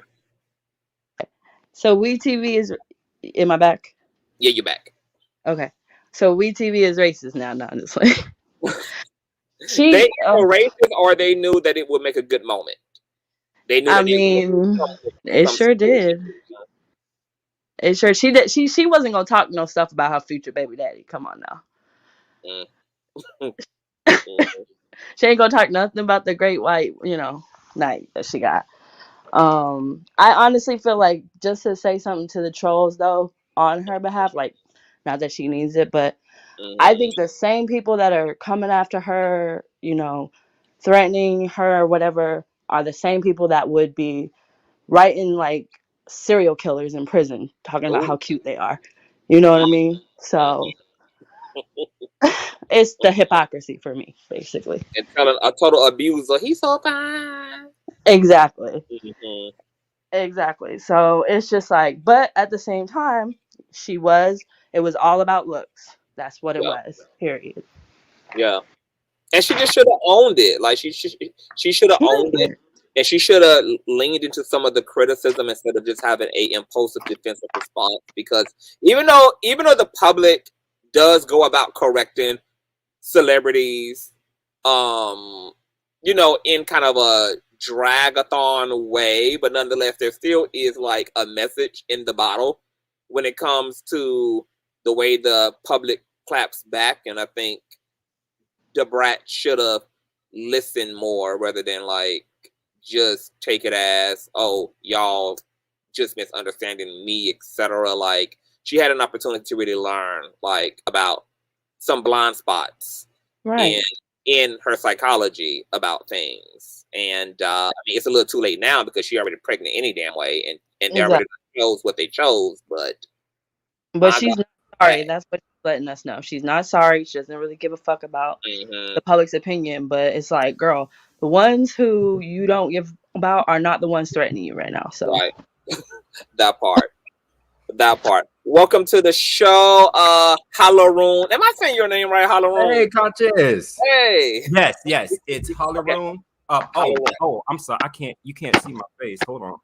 I was just about to get on and do some gaming. But I saw you were on. I finally caught it live. Finally. Yes. First, you know, I've been a what you call it? A country member. A Patreon member? A Bush baby. I've been a Bush baby for about a year now. Yes. I'm glad my Bush babies have started their descent upon Mount Sinai. Finally. Come on out of the yes, So when I first talked to you I met you during the whole Witty K and Storm debacle. Okay. And I call her Witty because she always says, "What if I told you?" That's what. Right. That part. And I met you then, and I remember I had asked you if it was like, do you suggest having a YouTube mentor and all this stuff? And Oh, anyway, I remember. Oh, yes. yes, I remember long that. time ago, long time ago. Yes. But anyway, and then you introduced me to Larry Reed. Thank you for that, because you sent me a good $12. You're So I welcome. gave his Patreon, and I've been on there ever since. Thank you so much. Yes, you're welcome. So I want to say about this situation, however, I want to say this because I think you hit it. You hit the nail on the head when you said about her being not really knowing what her comment did. Because when you said that, I was it struck me. What if she doesn't really understand that? And I know, like, Judy hasn't been famous that long, but DaBrat, she's grown up in Hollywood, and it's like from a young age, she even went through that whole sexy DaBrat rapper stage so that she could stay relevant. And with her being in Hollywood and having the Hollywood mindset for so long, I do think that she's very numb to the real world, and well, not numb, but what's the word? Removed from the real world and Hollywood standards. Because imagine and like you said, because I'm gonna go watch that episode. Imagine if the world did see this man, and he is piddling through sperm banks, trying to get his seed to go. You don't know what mental state this black man is in to even donate his sperm. Some people do it because they want to. Some people do it because they just want a legacy for money, whatever it is. But imagine that you are this man and a national superstar calls you Jiminy Cricket, and that has gone viral, and you are watching this. I just don't think that she is. I just don't think that she's. I think she's removed a little. And this was the other part for me too. It made me think: how do the people who think they look like Jimmy the Cricket feel having someone of the brat status say anybody who looks even like this? Because that also, I'm assuming, would go for anybody who looks like this man. And she described him as Jimmy the Cricket. And then when I saw a picture of Jimmy the Cricket, I was like, so what about all the other black women and men who feel who've been told this, or who feel they have these features, etc., whatever Jimmy the Cricket features are? And I was just like, girl, like, I'm really big on heavy is the head that wears the crown, and that's why I keep my foot on celebrities' necks and politicians' necks, etc., because I just feel like it's a unique position to have influence. And when you have influence, like, you need to understand the power of your position and your throne, because your words and your antics and actions, they go out into the world and they inform other people, and they destroy other people psychologically, spiritually, etc.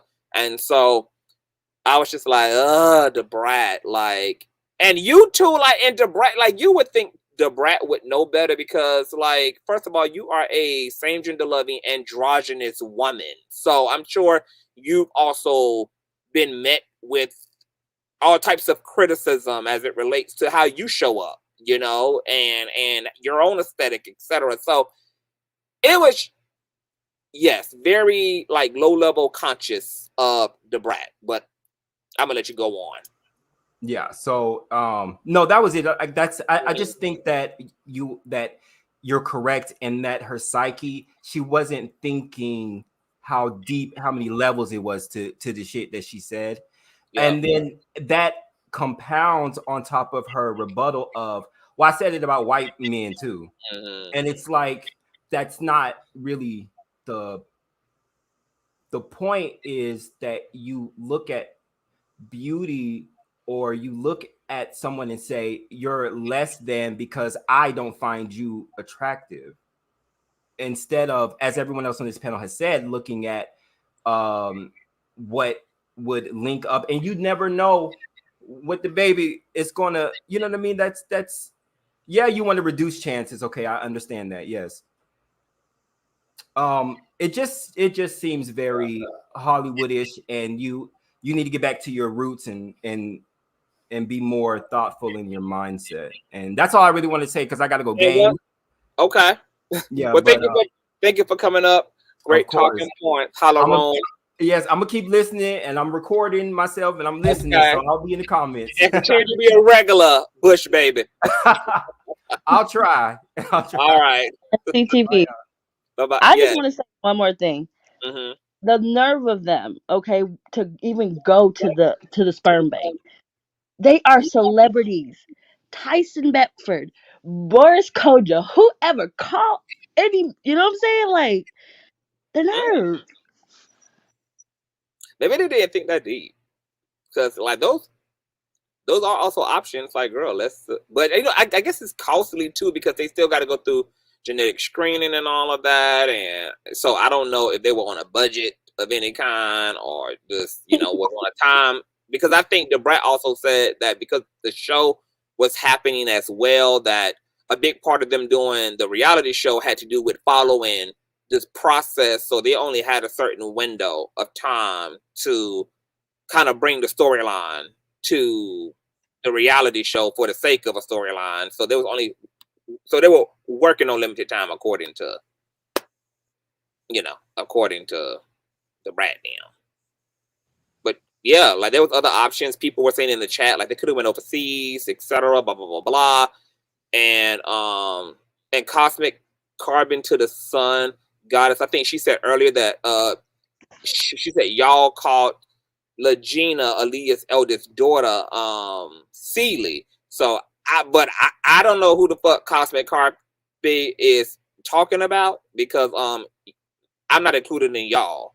When I reported on Legina, I spoke about what the people were saying about her, that she was a birth child of Whoopi Goldberg and Samuel L. Jackson, etc. And she was claiming who her parents was. People was giving her their rendition of who the hell they thought her parents were. Okay, so ain't no motherfucking y'all. And once again, I want to be clear again. We're talking about celebrities. We're not talking about random people in comment sections and random people on panels who do not have a following, who do not have influence, who nobody knows.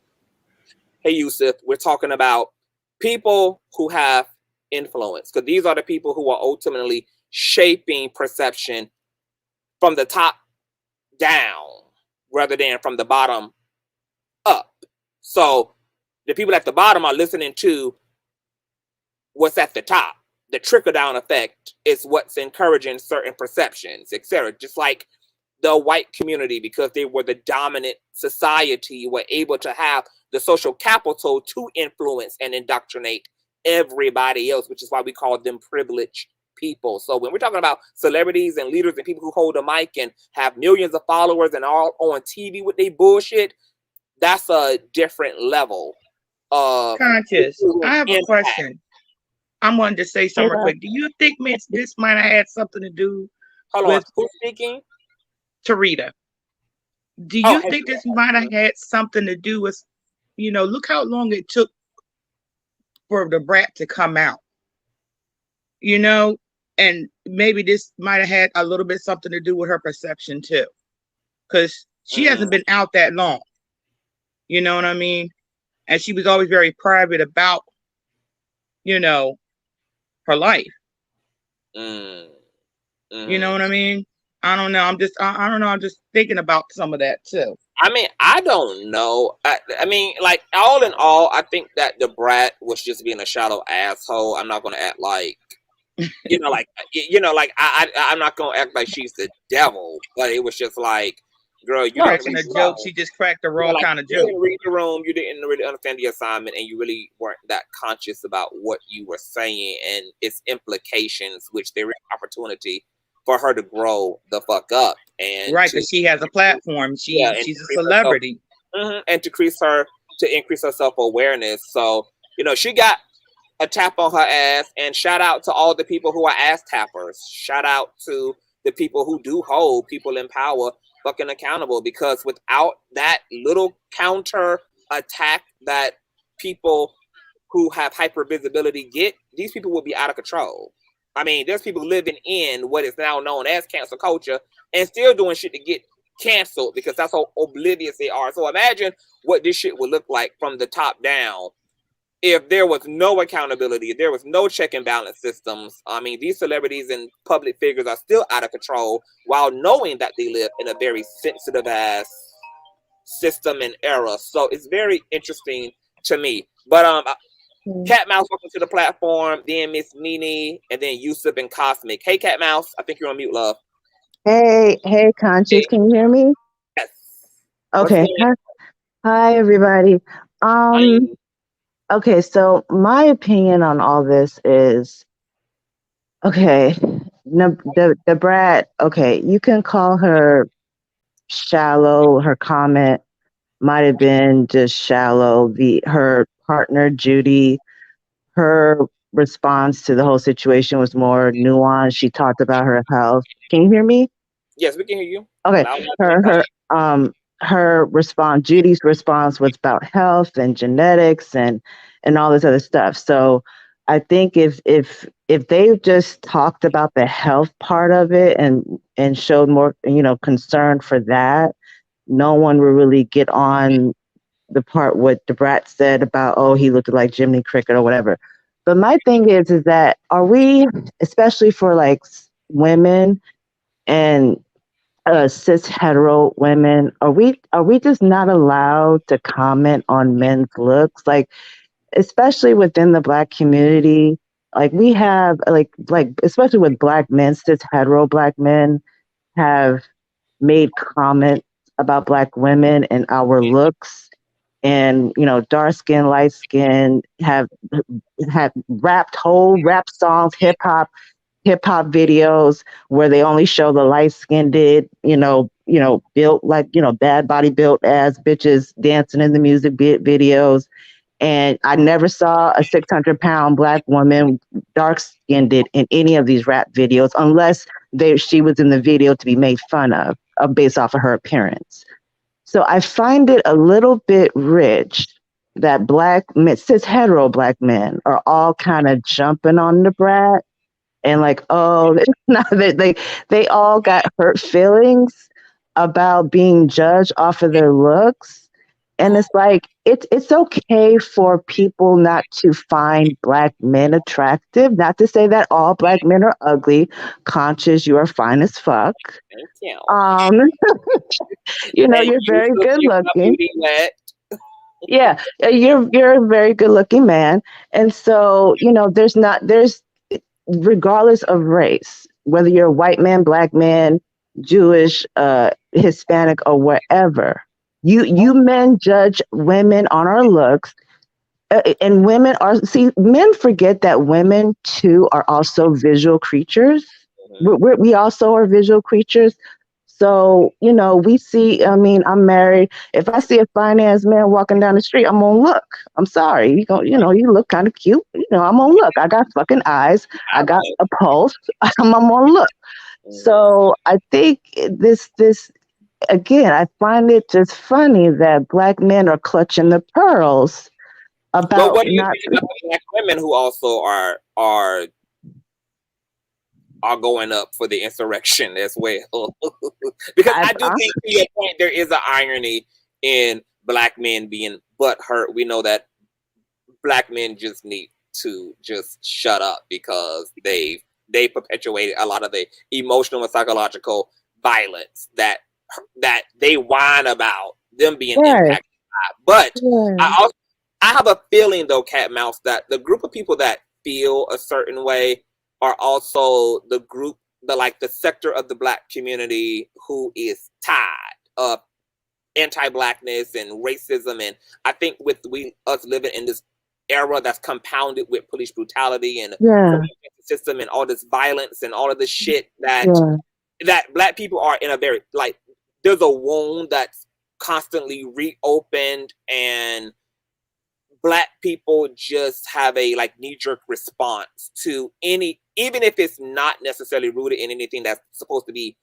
nefarious or diabolical, that anything that just sounds like that shit just stirs the community up, because the community is already dealing with so many of these type of issues. And when they come from the top down, it just, it just something that makes people have that knee-jerk response. But how do you feel about, like, because my question was going to be to you, because I know I know how you are and I know what your mentality is, but my question is, like, do we, like, as a community, do we want to resolve or not, right? Because sometimes I think to myself, well, how far are we going to get if it's like a tick for tack? I do understand the tick for tack. I understand why there's a tick for tack, and it's well deserved in lots of ways.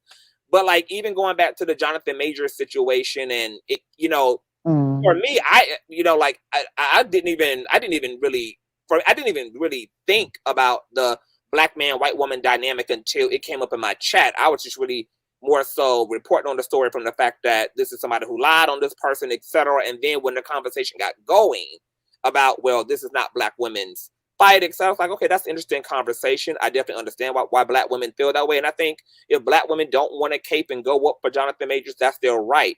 I was also saying that it's okay for black women to go up because it's racism at the end of the day, no matter what. Even though this is a black man in this situation being, you know, done away with by Becky, this idea of white privilege and white supremacy is still white supremacy. And it's not white supremacy just because it's a black man who should know better. And I think the more responsible thing we can do collectively is always attack racism. And that doesn't, even though the person who might benefit from attacking racism might benefit from it, there's also a way to do that without necessarily, like, inviting Jonathan Majors to the cookout by just attacking the system behind the witch hunt. Because, like I was saying in that commentary, Jonathan Majors didn't have to be fucking this white woman to end up being Emmett Till. He could have just been sharing a cab. He could have just been sharing an Uber.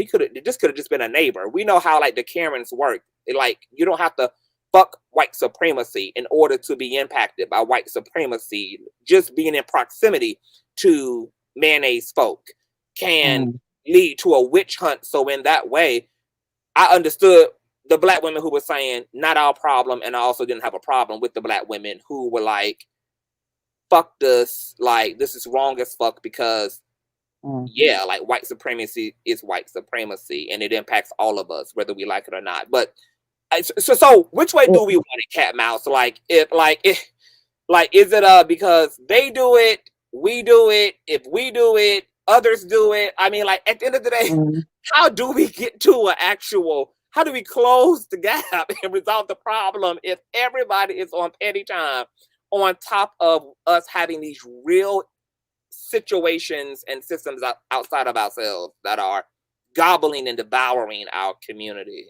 Is there a way to have it all? Can we be petty and fight and stand on shit and like, can it be commas instead of, like, one over the other? Or does it always have to be like the left wing or the right wing on some shit? That's a good question. I think because, I mean, you already know where I'm about to go with that.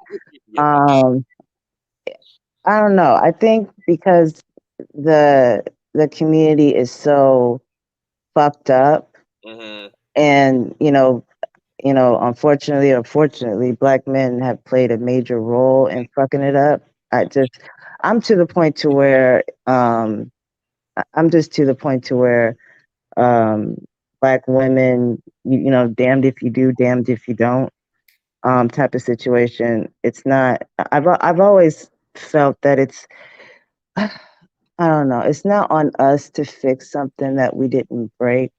I'm not really big on, like, cleaning up after a party I wasn't invited to. I don't know if that makes sense. With back to the DaBrat thing again, I don't know. It's okay that for some, listen, I know that I've been called beautiful by people, and I've been called ugly as shit by people, black, white, whatever. And you're not going to be everybody's cup of tea. My husband does not find Beyonce attractive. He doesn't. But guess who he does find attractive? Kelly Rowland. He thinks Kelly Rowland is his fucking idol. He he thinks she's just fucking gorgeous. Beyonce doesn't do it for him. Halle Berry doesn't do it for him. A lot of these, I mean, my husband is just, I don't know if he's just a strange egg like that, or just he just finds very specific women attractive. So I think we have to, I don't know. Yeah. Like I said, I think going back to what I was originally saying is that it just black men being hurt because some first of all, DaBrat doesn't date black men. Okay, she's a lesbian. So the idea that you could be hurt by a lesbian not finding you attractive, and she wasn't saying black men. She just said that this particular black male donor she didn't find attractive. She called him Jiminy Cricket or whatever. And he probably was looking like Jiminy Cricket. We don't know. We don't have a picture of the man. But I mean, unfortunately, because black men don't really donate their sperm at a high rate compared to other race of men, if you're a black woman wanting to go that route to have a baby and you want to, I want to stay black, I want a black baby, well, you're going to be limited in your options. And that's just what it is. So for whatever reason, she did not like the way that man looked, and she chose to go a different route. And how does that make you feel too about like the beauty standards? And then I'm gonna get to Nina, and then Rich and Cosmic. But do you feel any way about the fact that because I took it personal.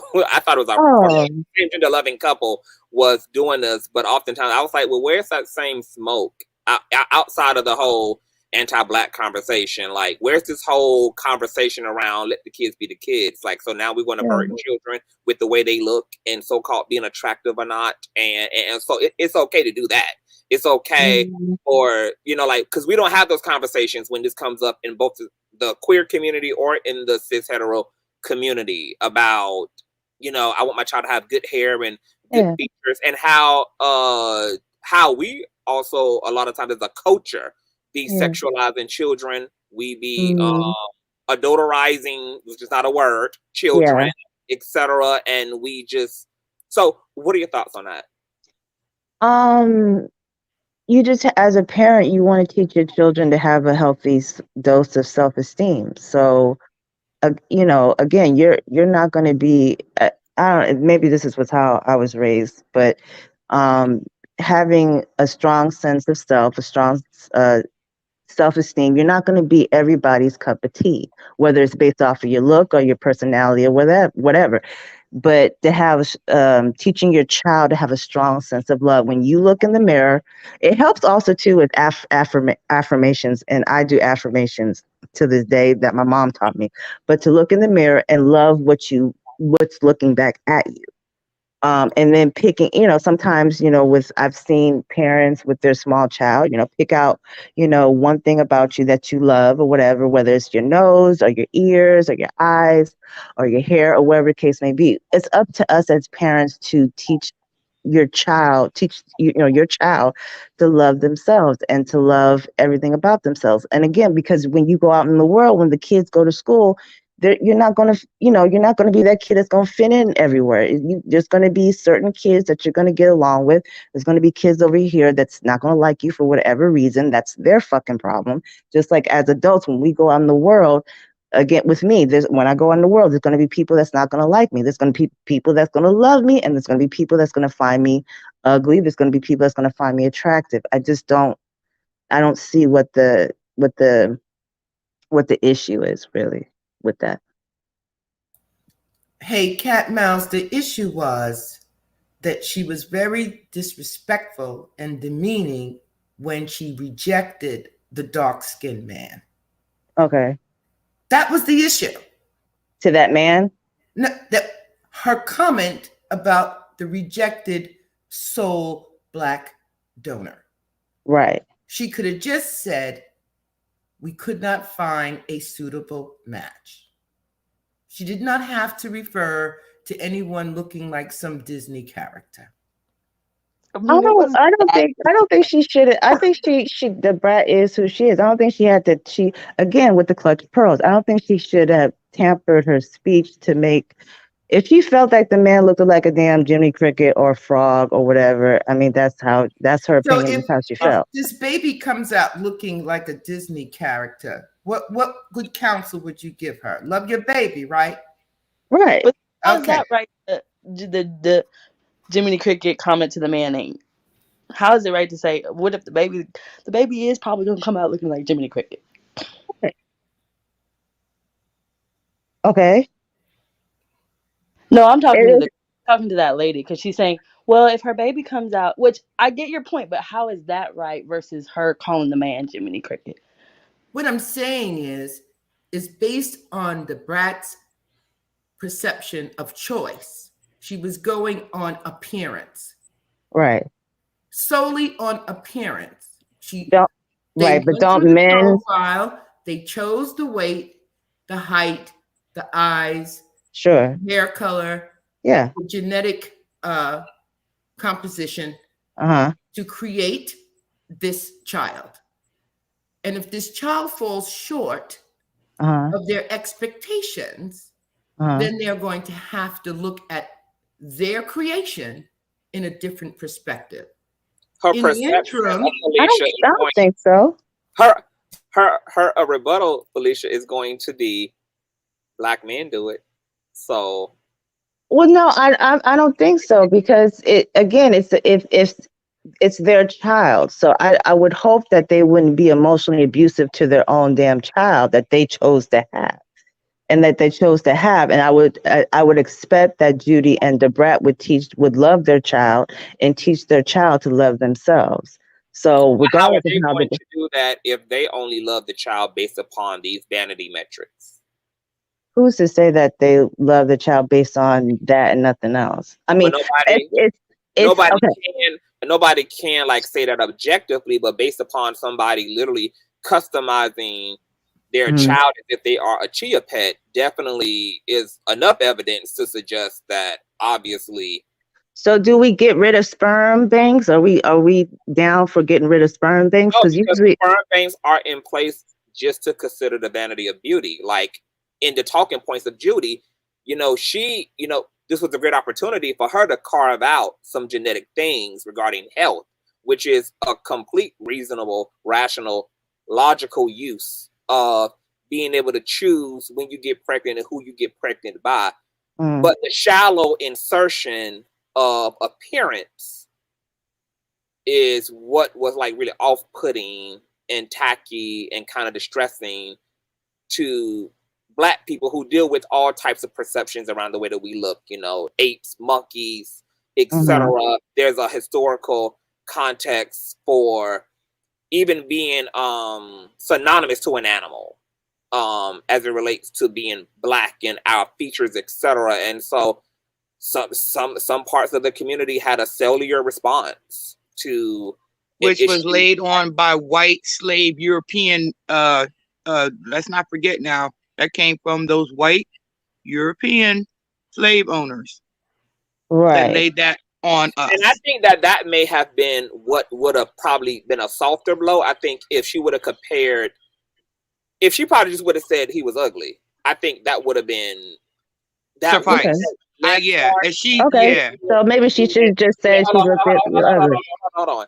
Then her comparing a Black person to an animal, that felt inherently racist to a lot of people, or inherently anti-Black because of everything that I had just said prior about, all of that. So I think if she would have said it any other kind of way, it might have would have landed a little bit different and maybe landed with a ha ha ha from the public. But because the comparison was a creature, a animal, something in the wild, that just felt too like massive, like or a character, a fictional character that doesn't exist, right? Okay. Well, maybe she just should have said that. Okay, he looked ugly or he looked atrocious looking, and But I think there still would have been something said though because of the fact that the donor was Black. I think you know what I mean. Right. That she rejected that donor because he was. If she would have even kept the insult general, then it would have left people to be like, well, we don't know whether this is a light-skinned donor or a dark-skinned donor. If she just would have said he was unattractive, right? But when she said Jimmy the Cricket, it really like brought the picture to life for people body type and all of that and features and I think most of us, like, you know, date or find, you know, who want to date and find partners to marry and or to have kids with. I think a we lot do of us. that now. I think I agree with you a little bit when you said Yeah. just what you just said, because naturally we do select on Right. what we like or what we see. What we visually see, right. Right. We just ain't going to the sperm bank to do it. Right. We just do it You out know in what I mean? the world, right? Yeah. Right. Mm-hmm.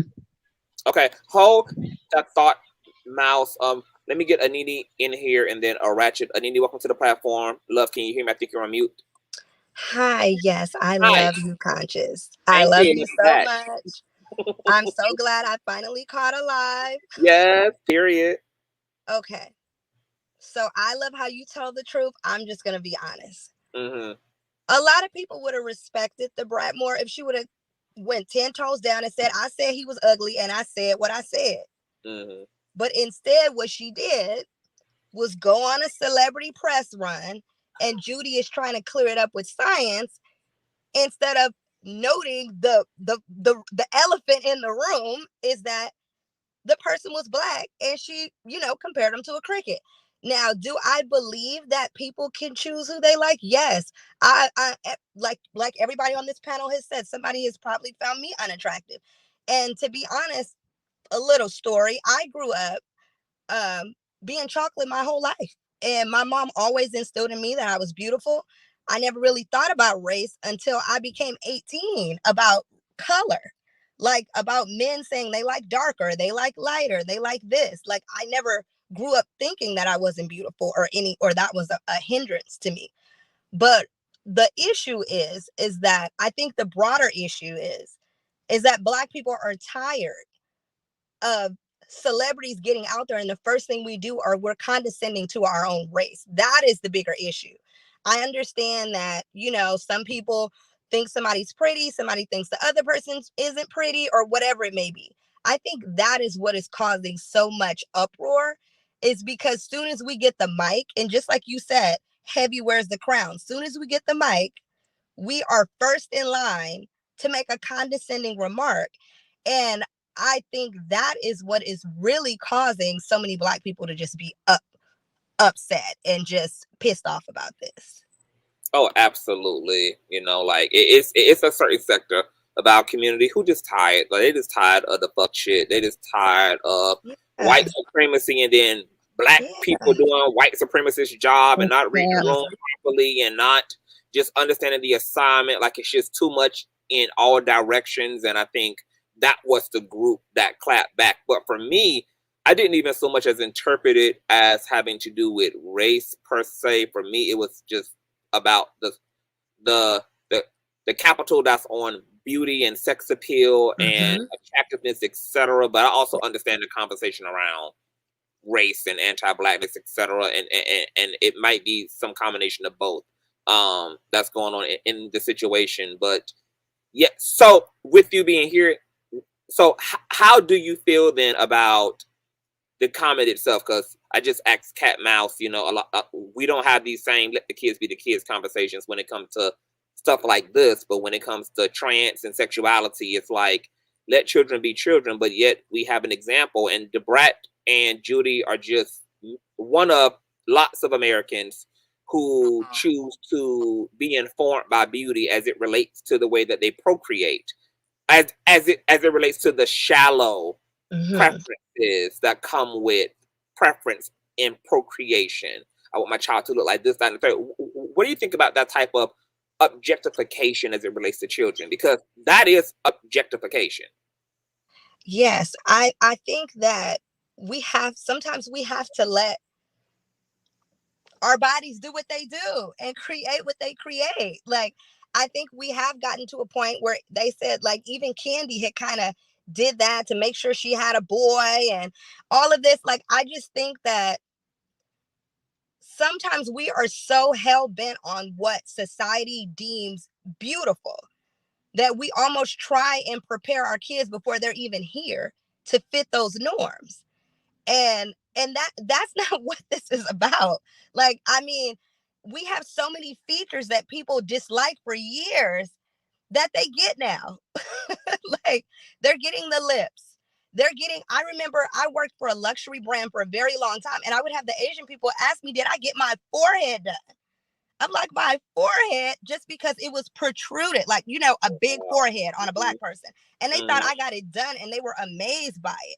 And I'm like, do you think Black people are going to get their forehead done? You know, like, I just think this thing about kids and creating what we want is insane. But I will tell you, more than anything, the Brat wanted to make it clear that they chose a white donor. And I feel like we really didn't need to know that. We didn't need to know what race they chose. We just needed to know she was able to get inseminated and she was going to have a healthy baby. And I think sometimes it tells you a lot about how we feel, maybe even unconsciously, not even doing it purposely. Yeah. That we're like, hey, I chose a white donor. Yeah, y'all see me? Y'all see me? And it's like, well, we didn't even really need to know that. We just needed to know you were having a healthy baby. That's all we needed to know. You didn't have to make that such a huge announcement. And then at the other hand, I chose a white man, but guess what? I didn't choose that ugly Black man. the part. I'm curious now because I'm curious to know what this white donor look like now. I want to see if this is Brad Pitt, if this is supposed to be the La Crema white man that they chose and had a genetic match too. But I'm just like, even the whole conversation around, let me be nice, because somebody gonna say I'm being racist if I say what I'm about to say about white people and their blood. And how they look and how they age. See, I'm being, and not only that, the fact that they're genetically made out of fruit flies and it's just, you know, like, I'm just gonna leave it alone. Listen, we could go real deep. I'm trying to stay on the surface. Super deep. I'm trying to stay on the surface. Right. Because we could really dig into what your child could possibly have. What things can happen to them that wouldn't happen to an all Black child. The type of diseases, the type of, I mean, you know, but of course they did all the genetic testing, but like somebody said on the panel, you can only test so much. Yeah. You can only test so much. I agree. And it's like, we could go deeper into Judy. Judy, what's going on with you? Because Judy, if you're Creole, you got a lot of blended into you too. A lot. But maybe that was why they were also comfortable going also considering a white partner because of Judy's heritage, her lineage. Mm-hmm. Yeah, that's what I'm assuming. But I think the Brat, you know, she's always this person that comes out, even on the few episodes that my mom watched, because I don't really watch their show. She's just very 10 toes down. I wish she would have just came out and said, I didn't choose that man, and can't nobody be mad at me for choosing that man. Now, everybody don't have to agree with it, but she should have just kept it going and called it a day. Because ignoring what you said as if it wasn't a big deal, you know, is a problem. And it does hurt some Black people because we have been objectified and compared to a lot of the things that everybody wants to look like now. So, I mean, it is very hurtful to some people, but she needs to be mindful of that and own it or shut up. That part. Well, thank you for that, Nina. And I'm going to double back around in case you guys want to respond to some of the things the panelists are saying as well. But great talking points. Yusuf, Ratchet today, what's going on, love? Hello, conscious crew. You look absolutely ravishing. Thank you. The red hair is giving, not my Ariel is giving. Hold on. It's giving. Hold on. But I'm mad. Mm-hmm. I'm mad. Y'all know I came up here triggered and I'm acting all calm and poised. So I'm the fuck irritated. Mm-hmm. And she knew what she was doing, trying to breed herself out. And even as two gay women, y'all trying to breed yourselves out. Like all the beautiful, amazing Black women always come up and grace this panel and say. I agreed with everything that they said since I came up here. Mm-hmm. But the Creole in her and the coon in the Brat. Now listen, I had to talk about this and I tried to tread lightly since this ain't my channel. I'm not saying that I'm going to let loose, but I'm going to say a little bit more than I wanted to say because I actually worked with the Brat and the Judy before on their show. Mm-hmm. Yeah. And so I would never want them to feel like it was something what it was, but I don't care who you are. At the end of the day, I got cousins that breed themselves out and I distance myself from them. And so it's real sad. I got a steak cooking in the oven too, y'all, in the Teal kitchen. Y'all get the magic seasoning. I got a steak in there. I'll show y'all. It's a ribeye, cowboy ribeye. Plug it up, baby. Plug it up. I'm sorry. Plug it all, baby. Because I'm not playing with y'all. I sat right here and waited to eat it. Because I'm sitting here irritated. I've been talking about this, and you worried about what your baby's gonna look like Jimmy the Cricket. You want it to look like Jimmy the Crackhead.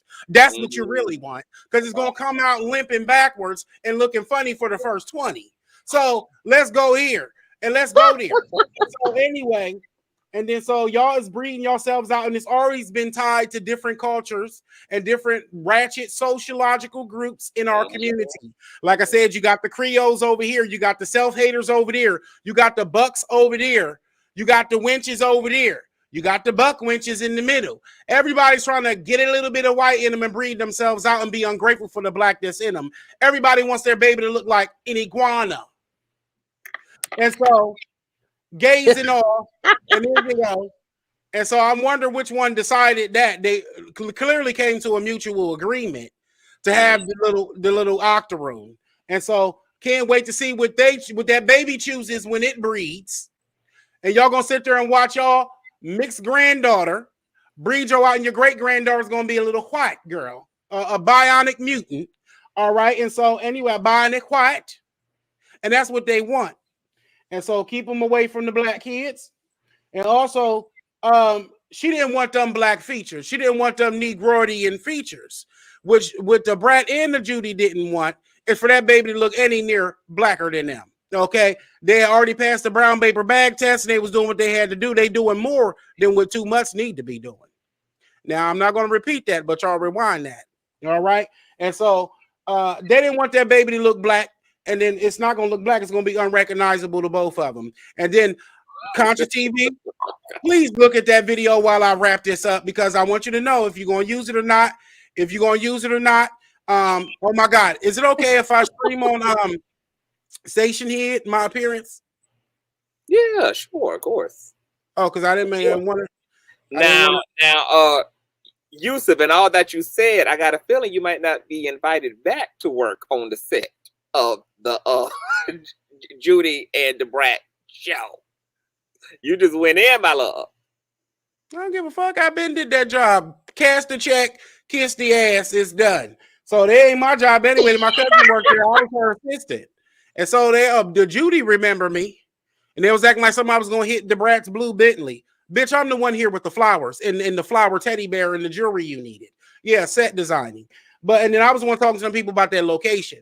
But listen, regardless of whether I'm going in or not, they should understand, because this is what the Brat do all day long on Dick Nation. This is what she do all day long. All in everybody's business, talking and still maintaining her connects. And it's just her job to be nosy and be messy. Y'all trying to breed yourself out, and y'all think y'all too dykes, so ain't nobody gonna say nothing. Y'all trying to breed yourself out, and y'all suffering from self-hate. And like I said, that baby gonna come out look like Jimmy the Crackhead. It's a performance up there on Houston Uncut. And they was up there, and that baby was up there flipping in that belly better than the baby I ever saw flipping in the belly. When I tell you that baby was in there doing backflips, cartwheels, and somersaults, trying to get the hell out of that black womb. Honey, when I tell you that white baby don't even want to be up in that black placenta. Look at that video. Did you see it? That first 60 seconds. Did you see it? Let me watch it. Hold on. Let me watch it. I want to see if we show that it's fair use. It ain't nothing. We can mute it. Y'all need to see that mutant in that belly doing back somersaults. While she worried about Jimmy the Cricket. That's why I like Yusuf. Well, I love y'all. Y'all know Cosmic. I fucks with y'all heavy. Fucks with you heavy. My steak is really burning. Because you always speaking the truth. You and CTV, both of y'all. I love them. That's what I'm telling you. If in another life, that was my boo. Not in another love. All right now. I'm into open relationships and polygamy and polyamory. I don't got no problem. I'm not. That's mine. I don't do all that shit. I ain't fucking after nobody. He can have you. Well, look, I know that's right. I'm okay. I know that's right. I'm okay with sharing a man and being a part of the exclusive too, as well. I ain't got outside of the polygamy. Show me the money. Show me the smoothest asshole I ever seen, honey. Honey, so let me show y'all. Let me show y'all what Yusuf Look at that baby. Please look at that do. baby kicking and scratching to get out of that black womb. And while she was so hyped to get a crack. Oh, go ahead. Sorry. Jimmy the crack. Yeah. Okay, let me her belly is really, she got a whole triangle in her belly. Did you see it though? Let me mute. Let me see. Let me. He said, "Did you see it?" Mutating live, y'all. Mutating live. Look at it. Crazy. You said babies are not born racist. Stop it. There was a scientific study on that, though, boo. Don't Girl, make me Google it. Girl, which Sis. science? Which scientists? Look at that mutant trying to get out of here. Look at it. Now, we didn't all seen the baby kick in the stomach, but not like that, like a alien, did we? Yeah, she got it's a lot of action going on in that belly for sure. It's because she very did. She action-oriented belly. Yeah, because she up there performing. Exactly. Oh yeah, you can see it at the top of the belly button. And it's coming from the inside out too. I sang to both of my boys when I was pregnant with them. They used to jump around and move around too. But you can see it at the top. But Yusuf, maybe the baby is active because they bumping and grinding to the vibes and the bass and the music of it all. They vibing in that belly, honey. No, that baby is trying to sit still in a recessive womb. What? Move them out. Wait, but she's Stop black hovering. though. Move them out. Take it back to the. Y'all just let it walk. Stop hovering. Uh-huh. Oh He used to be telling the truth though. Jiminy the Crackhead.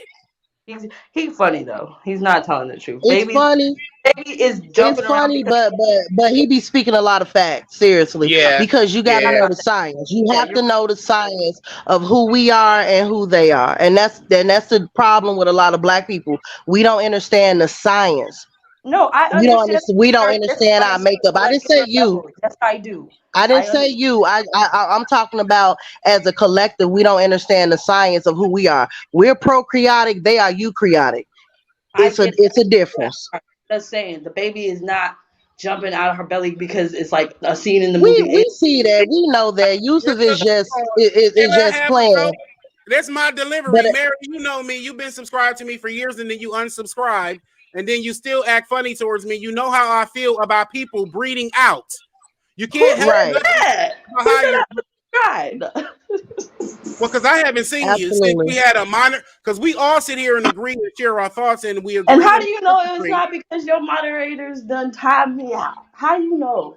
Well, whatever it wasn't that serious, and I ain't see you until I came back over here. So you can't wait to tell everybody I'm not telling the truth. Because I love you though. I love you too, but hey, you can't help nothing to how you is, and we talking about. But we know you gonna get with a black man, so we not even talking to you. Babies are black, baby. But exactly. I'm just saying, so at the end of the day, we're talking about these people who are desperate to breathe themselves out and not grateful for the bit of melanin. You need to be grateful for every drop of melanin you got in your blood, no matter who mixed what you are. Right. And so instead, they're doing it backwards, and that's where the Brat and them decided to have this little mutant baby. So I don't care what nobody said. I said it. The baby's a little mutant in here doing backflips and somersaults because it wants to be in a recessive womb because it came out some demon semen's nuts. Now, cheers and a ribeye steak. Like no cap. See, Yusuf knows the science. He knows the science. I have been on this man panel. I have been on panels where he was speaking about this, from Woman Spirit panel, his own panel, CTV panel. This man knows the science. I know the science too. Many of us do. And we can kiki and kaka, but here's the whole fact of it all.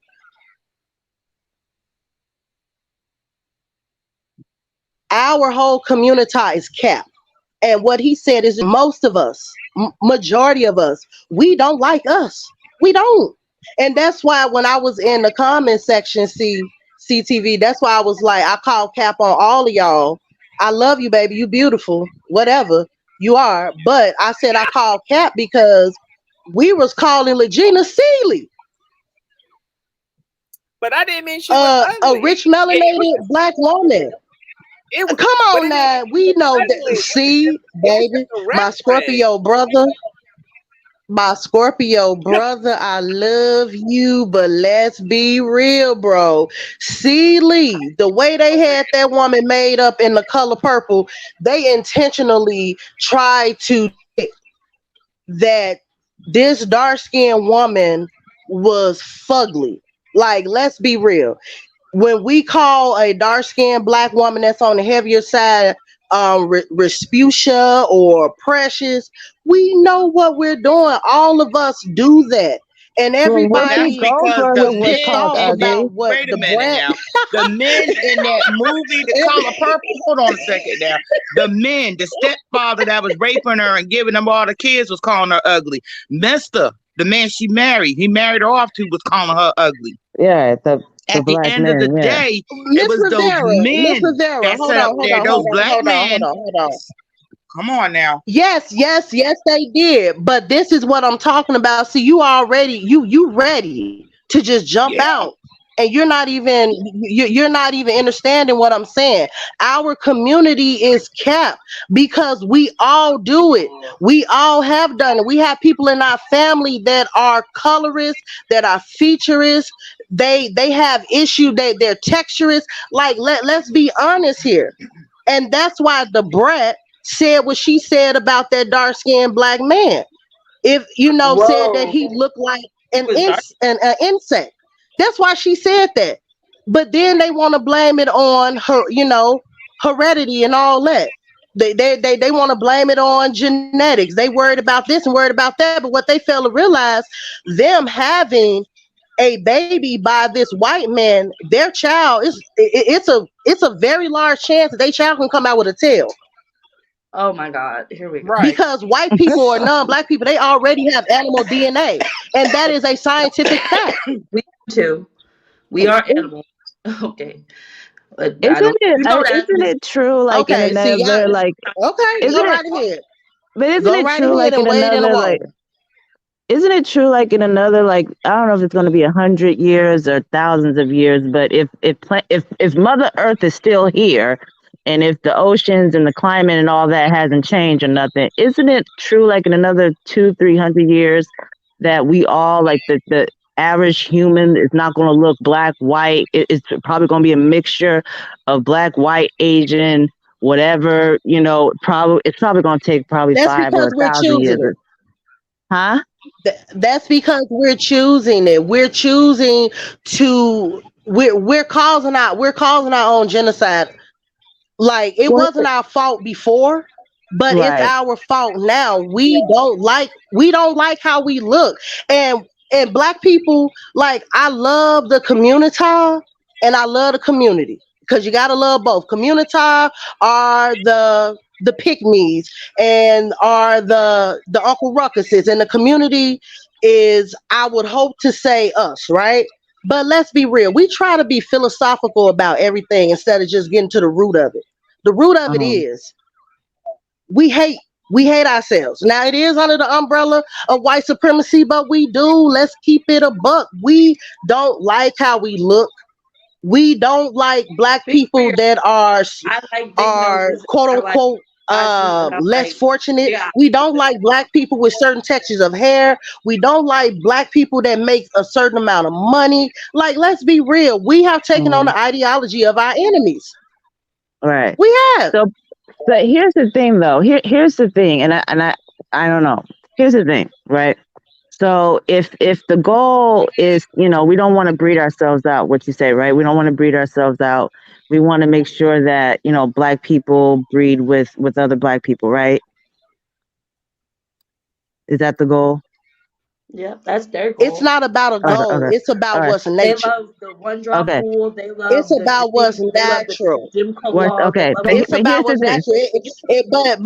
But it has nothing to do with a goal. It has nothing to do with a relay. It has nothing to do with anything of that. Because if black people understood, if black people understood the science of what we are and who we are, and understood the spiritual essence of what we are, we would not say and do the things that we say and do to each other. We wouldn't. Black male whether they're gay or straight, will not shit on black women. Black women, whether they're gay or straight, will not shit on black men. We would Okay. not do the things and say the things that we do and Right. that we say, because we don't know the science. We don't know the spiritual balance of what we are. Right. So We if don't. it's natural. But my thing is, because I'm a numbers person and I'm into math and everything. So the numbers say that for every one black male, there's so it's like 1 million black males versus 2 million black women. So black women Who came up outnumber with the black stats? males. Black women, the U.S. Census, the black males, black Exactly. women. So a lot of Okay. those black people, hold on, a lot of those people that take the census that are marking that they're black are actually not even black. Okay. Did you know that? Fine. But so let's say Because if it's we're not gonna go there, we're gonna go there. Because right. stats don't mean anything when you are depending on a white government that has done nothing but shitted on our people. A lot of the black people don't even take the census. Do we even understand what the census is for? It's Okay. not to it's not to calculate really how many blacks or how many whites or how many Hispanics or whatever you want to call it.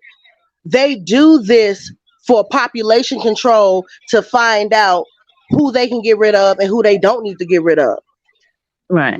I guess the point I was trying to get at is kind of this. I think it was the previous video that Conscious did about Ianya. She was on the Breakfast Club, I think, a month ago, and she was talking about how a lot of black women are going to have to be in. If they want to be with black men, a lot of black women are going to have to be in polyamorous type relationships because the numbers show that there's simply not enough viable cis hetero black males suitable for marriage. If most black women want to be married, that's just what it is. So if black women want to be married and they want to be married to black men, well, 33% of black men are either in jail or they have some type of felony. Not too many black men, black women right now are leading in getting educated, college educated, getting bachelor's degrees, master's degrees, and PhDs and stuff like that. There's not too many black males that are in high numbers compared to black women that are in college. So if you are a black woman who happen to graduate from high school, go to college, and get yourself educated, you're limited in your options if you only prefer black males. So I guess if to keep the black race going, is the option then to kind of just black women, we should kind of be, I don't know, kind of like sister wives or kind of do what the Mormons do and just kind of embrace, I think Conscious is for polyamorous relationships. Is that I can't remember what podcast I saw on who the YouTube blogger was, but they kind of said something about black women as far as going to marry if they're looking to get married and to find an eligible marriageable man right. or want to get married to marry Right. outside their race, white men. I saw that I think about maybe a week and a half ago. I saw that on a podcast. Right. Mary, right, because of the numbers, right? Because it's just the math is not mathing. And so with me myself, I'm married to someone who's not black. And the black women that I know, like I have cousins who are with men who are not black. One is with someone who's white, the other one is Hispanic. So my husband, he's deceased, but he was half Puerto Rican and half black. Yeah. So I think for a lot of us, especially for black women who find themselves moving up the ladder as far as education, as far as income, as far as social mobility, for a lot of us, it's either stay single, or if we still want to be married and have a partner, it's, unfortunately, there's just not a lot of viable black men that meet the standard of as far as education and income and all this other stuff. So again, is it if we want to keep the Black race going, I don't know what more Black women can do, because we have we can't have babies by ourselves. Right, we're the most educated women. There was that one time in history. I know. But, we can't. So we can't have babies by ourselves, and we want to be. The only thing that Black women can do is focus on themselves, because we have been taking care of everything and everybody forever. So, we've been carrying everything on our shoulders, and so I feel like we've done our part. We did everything that we were told to do. They told us to go to school. Some of us went to school, whether it's associate's degree or whether we got a bachelor's or master's. We did that. We started Black women I think we're the highest in home ownership. Black women are buying homes at the highest rates. So right now we're number one in starting as far as starting their first businesses and entrepreneurship. Exactly. So we getting businesses. We're doing everything that we're doing. Okay, I'm gonna tell you why, because a lot of people don't want to hear this, but hey, I'm gonna say it. The reason why many Black women will go outside of themselves and marry and maybe even procreate with the eukaryotic cell is because, let's be real, most Black men, they want to be white men. Okay. They keep up the narrative of white supremacy. They do. Because see, here's my thing. Like I said, I'm only for our people and our people only. But I am not okay, so I don't negate the fact of what's actually going on in the psyche of a lot of the Black men in our community. And a lot of them, they complain about white supremacy, but you're dating and sleeping with white supremacy daughter, auntie, grandma, mama, sister, all of that. So there is no reason to go around the question or even ask the question, what are Black women going to do? Black women already know what they want to do. The truth is, until our men stop wanting to be the low vibrational men, the original Viking, which are non-Black men, we ain't gonna get no damn well. We're not. And so many of them are locked up because they don't even understand who they really are. And a lot of them, they are very low vibrational. We just have to be honest about that. Thank you very much. This is Felicia here. Oh, I hear you, Felicia. But anyway, a lot of them are very low vibrational. And see, that is the problem right there. Your son has nothing to do with this. You are the problem. You are a mammy, Felicia, because ain't nobody say a damn thing about your sons. Okay, no one said anything about your sons. We're talking about Black men as a whole. And you're sitting up here getting angry. I guess because a hit dog will holler. You a hit dog. You a hit dog. You are a hit dog and you a whole mammy. Felicia, I don't care who you are. I don't care how long you have come on this panel. What you ain't gonna do is sit up here and say not all, because I don't give a fuck about not all. I said what I said. I said what I said. Okay, and I'm married to a Black man, but at the same time, God damn it, I'm gonna speak the fucking truth because it is the truth. A lot of Black men are low vibrational. I don't give a fuck if they your son, your granddaddy, your daddy. I'm a Black man, and I agree. And I got a Black father, so I concur. I don't know all Felicia. Ain't nobody trying to hear none of that. You are the problem. You're the problem. Girl, if I was the problem. You are the problem. No, I am because a hit dog will holler. You sitting up here cutting me off means what? That means nothing. Respect this man panel. Because I will go on your ass. You don't know me. Also, the difference of opinion, y'all. Can I just say one thing? Everybody, we all are Black and connected to Black men in some way. No one's doing this to shame or bash Black men. Anybody who really loves Black men will really want us to be held accountable and do better. Exactly. Anybody who really loves us will let us hear it how it is, cut and dry, the way a mother does her son when she got to keep it a buck. Can I And tell that's y'all what I this? did with my sons. I kept it a buck with them, Can and I tell I y'all what never you lost for a week dinner? of sleep with them. Hold on. Okay. We interrupt this broadcast. Tell y'all my food about to get cold. I made this. Ooh. This shit. This Oh, is cowboy beautiful. ribeye. Let me get a fork. Cowboy Oh. ribeye. I need a fork and a knife. Can you come to my house? Can you be my personal chef? Damn, that look good. Let me get some of them red peppers. Girl, Let me when I get tell some you, of them That red look peppers. good. I'm about to That fry look this good. up. You It's know, well I That like done. looks to good. share a Well, perspective I'm just saying, but y'all need to that eat I good. had as a mother of 4 children. I've got 3 sons Girl, and a fuck them daughter. kids. They're all Not adults. like that, but I'm so sorry. Not like that. Not like that. I'm You just saying. We're like not don't talking nobody about the ones we care. love right now.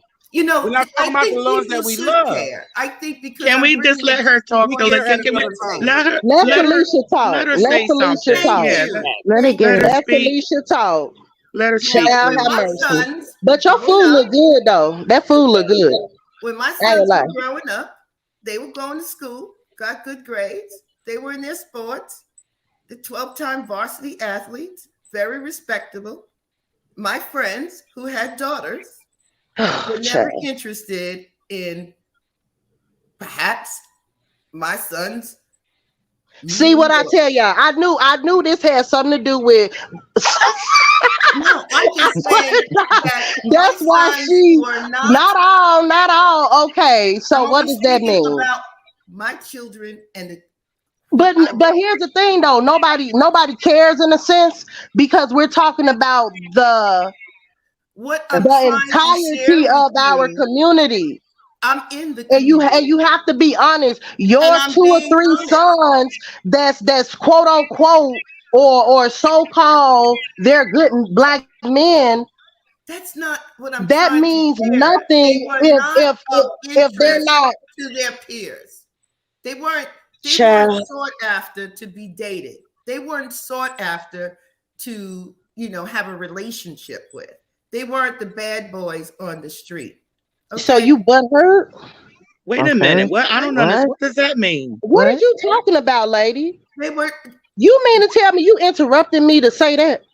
I think it's important because I find no, it's not. No, it's not important, really, because you know how many black then men you know say. what? Hold on, you know how many black men say that they date outside of their race because no one in their community wanted to be with them. They weren't attractive Probably to not. younger women in the community. They just weren't. Okay. They didn't have that bad boy persona. They weren't going around being disrespectful. They were. What woman wants a disrespectful man? Miss Felicia, you What are being woman- anti-black. What? Yeah. Think about what you just said, Miss Felicia. They weren't no bad boys. They weren't thugs. They wasn't What this. the fuck are you talking What the about? hell is that? You are being anti-black. They weren't. I told you was a problem. You are a problem. You are being anti-black. You are still I'm pretty part sure of they the hit problem. puberty at some point, and if they was, if for whatever reason you didn't see what they was attracted to, I'm pretty sure they was attracted to something. Okay, they lied to Is you. you serious right now? You're not, girl. You need to mute your mic. Understand me? No, we understand you. You have the ideology of what we were just talking about. You are being anti-black and you don't even realize it because it is engraved in your ass. It's engraved in you to be anti-black. Do you hear what you just said? My signs were not accepted because they were not bad boys. So What are Miss you Felicia, saying then? Miss Felicia, are you saying your sons were like nerds or something? Like what? They were. Sort of. Ain't nothing wrong with a nerd. Ain't nothing I was a wrong with nerd. that. I'm a nerd. My husband's a nerd. I read. My I play sons were games. nerds, and okay, you are and they had a anti-black, father, and they had a strong black man in the home.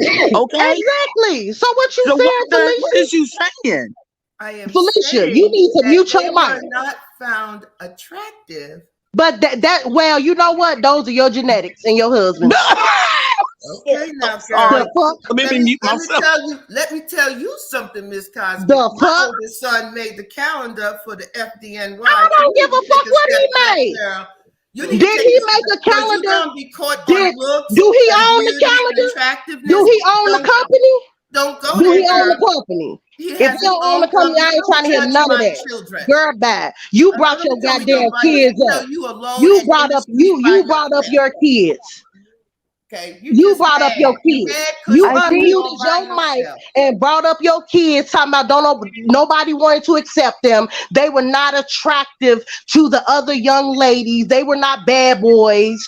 You said that. The fuck? Did, and it was the truth. You silly, man. You a silly old broad. And y'all old ass motherfuckers be thinking y'all can get crazy. And then when somebody check y'all, it's an issue. I said what I said. Yeah, and you Okay, supposed but to this be is silly gracious. that we've gotten this deep with it because I think that DaBrat has options. DaBrat had options, period. She could have gone to another sperm bank. She could have found, you know what I'm saying? So, Or she could have just said, I didn't find this donor adequate and left it at that. Yep. Period. And Yep. wouldn't and that brought nair color into it. Exactly. His DNA wasn't to my personification. Yep. I agree. And didn't even have to tell us that they was gonna have to look into some other DNA that wasn't African American. I think and then there wouldn't have been a discussion. Yeah. I think it's okay for some people not to find black men attractive, just like it's okay not to find white men attractive or not to find, of course. Of course there's some fine ass black men, but there's some fine ass white men, Asian men and Arab men and all types of men. So I think DaBrat kind of, with what you just said, she could have just said, listen, I didn't find him attractive. And plus all these other different reasons that I don't know why DaBrat didn't lead with the health. I don't know why she didn't lead with that. I don't know why that wasn't the main focus. What she meant is what she meant.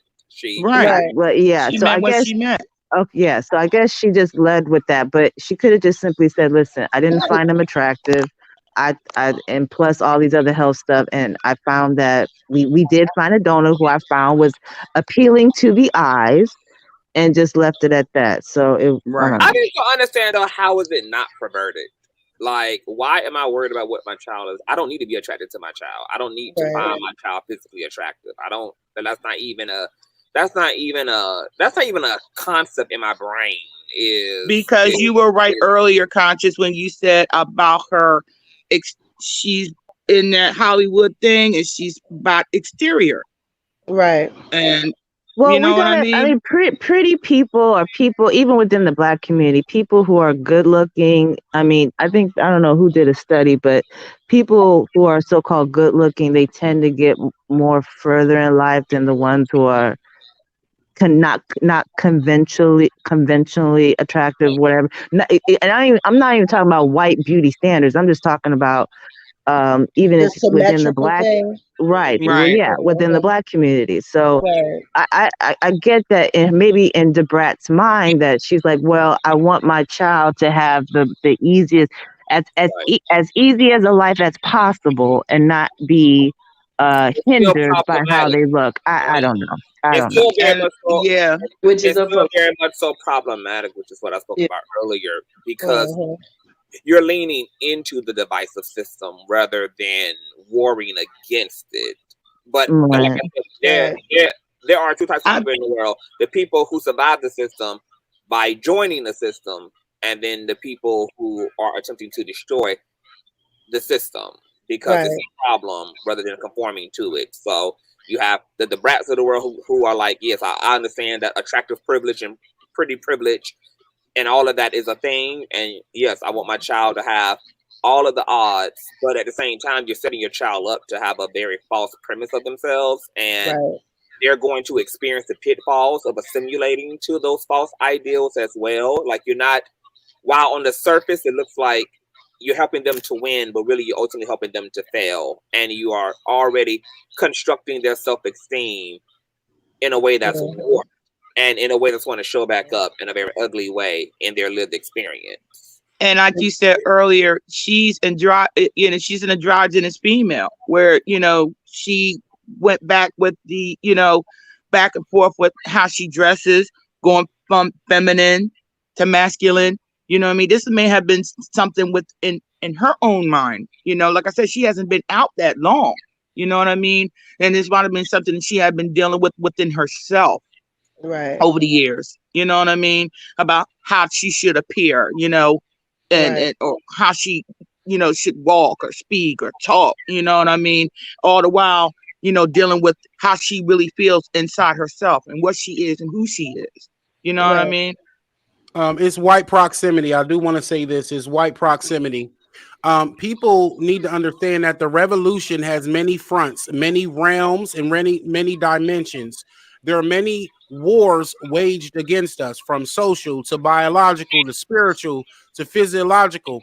And we can all acknowledge that this is a race situation, how can we not acknowledge that it's biological first?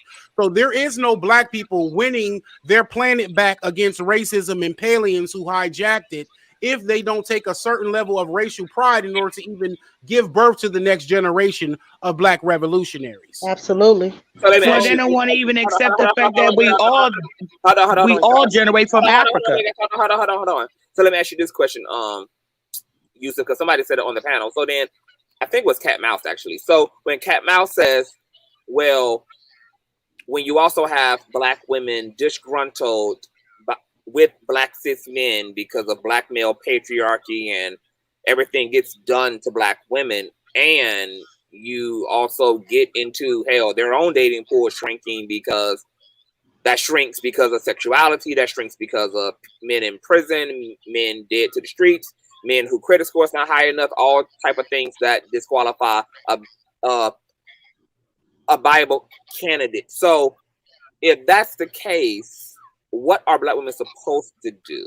Like, so do they, because black women like Cat Mouse are going to have a problem with the idea of settling and say, so I'm once again, as a black woman asked to settle, I have to deal with polygamy, as Iyanla would say. I got to deal with open relationships just to stay committed to my community. I once again got to deal with all this shit that's happened at the hands of black men who ain't trying to change for the better.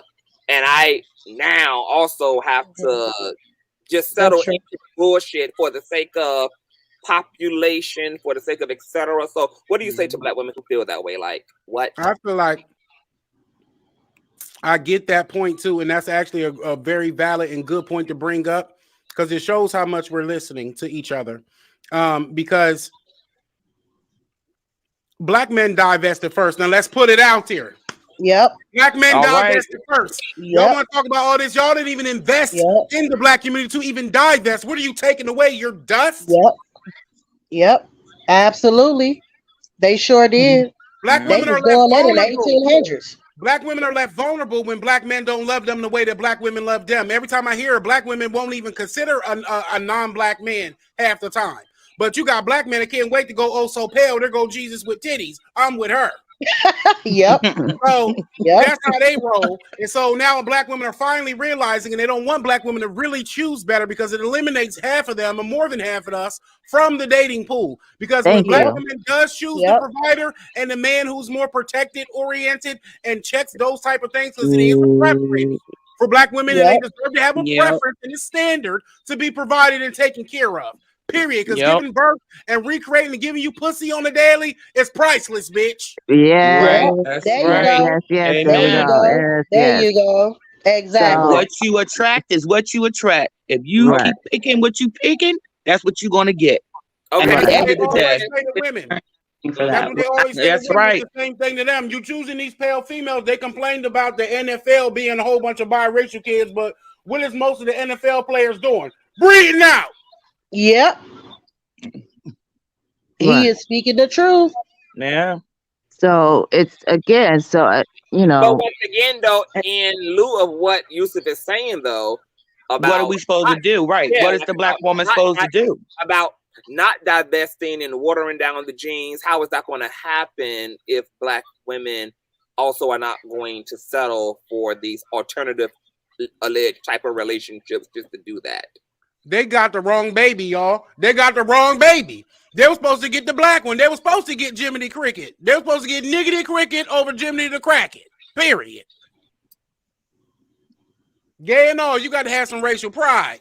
Well, whether you disagree or not, what you're saying is basically eugenics regardless. Like it's just on the other foot. Like Oh, it's so extreme. Well, eugenics has nothing to do with us. Just an Biracial. The group of opinion. people that are, so-called breeding out is not enough to sit there and say that a whole group of people are going to be going extinct. Like, it's just ridiculous. You're basically saying At the that rate that it's going, okay, we may not get breeded all the way out, but let's be real here. Number one, I just want to say this: black women would have never done to black men what black men are doing to black women. Like Mr. Yusuf just said, black men kicked it off first with, and I can say this being with a black man, but I'm gonna say this because I don't care. It's the truth. Black women are tired of settling. Black women are. Black excellence is not built that way. I'm sorry, not sorry. Like, we're not made just because there's tired of carrying the refrigerator, the biracial stove, the people don't mean cabinets. that. Black women are tired of it now. I think some audio issues going on. Is it just me, or is I know, but I don't agree with interracial, and I don't want black women to hurt. And then who is it that brought up the whole black women are 2 times as much as black men, so there's no choice but us not, if we want a choice, if we want to be with someone, we have to go out. Who is that said that? Well, they said that black women exceeded black men. I'm not sure who said that. No, I mean, I said earlier about women as black women as far as being number one as far as entrepreneurs, starting businesses, getting educated, getting their me and Kat getting degrees and stuff. Yeah. Right. That's what we were talking about. But No, I understand what you're someone saying. said there was 2 million black women to every 1 million black man, and blah blah blah, and there was about ratio on the number of women. Well, yeah, that was Kat. Yeah, that was me. Yeah, go ahead. Okay, you said that. So therefore, if the and that's that whole talking point about how if we did not go out, then there would be many a single black women. Because there's just not enough men to go around unless we're polyamorous. Can we acknowledge that all men are trash, regardless of the race? You leave the black man and you get with a white man. You leave the black man, you get with a white man. Ooh, you're just jumped from the fish to the frying pan. This reminds me, like I'm 51 years old, and this I reminds think me of the same kind of. Say that again. I'm sorry. What did you say, no, Kat? go ahead. Oh no, I said, well, if it's like that, then I guess we become lesbians or be single. I don't know. Lesbianism and all of the new sex toys that are coming down the pipeline are very much so intermediary options. But I was going to say, like, what it says to me when it comes to black women as well is this kind of like over romanticism of mayonnaise men, and I think that's interesting because I would assume that if you are aware enough, that like if you are aware enough of the historical context behind why you're upset at black men, how in the hell is there room to romanticize white men who are the authors of all of that confusion? Literally, they are the original violence. Like literally. Well, I remember that being called the white savior back in the day. Literally, mayonnaise folk legacy is pillaging, colonizing,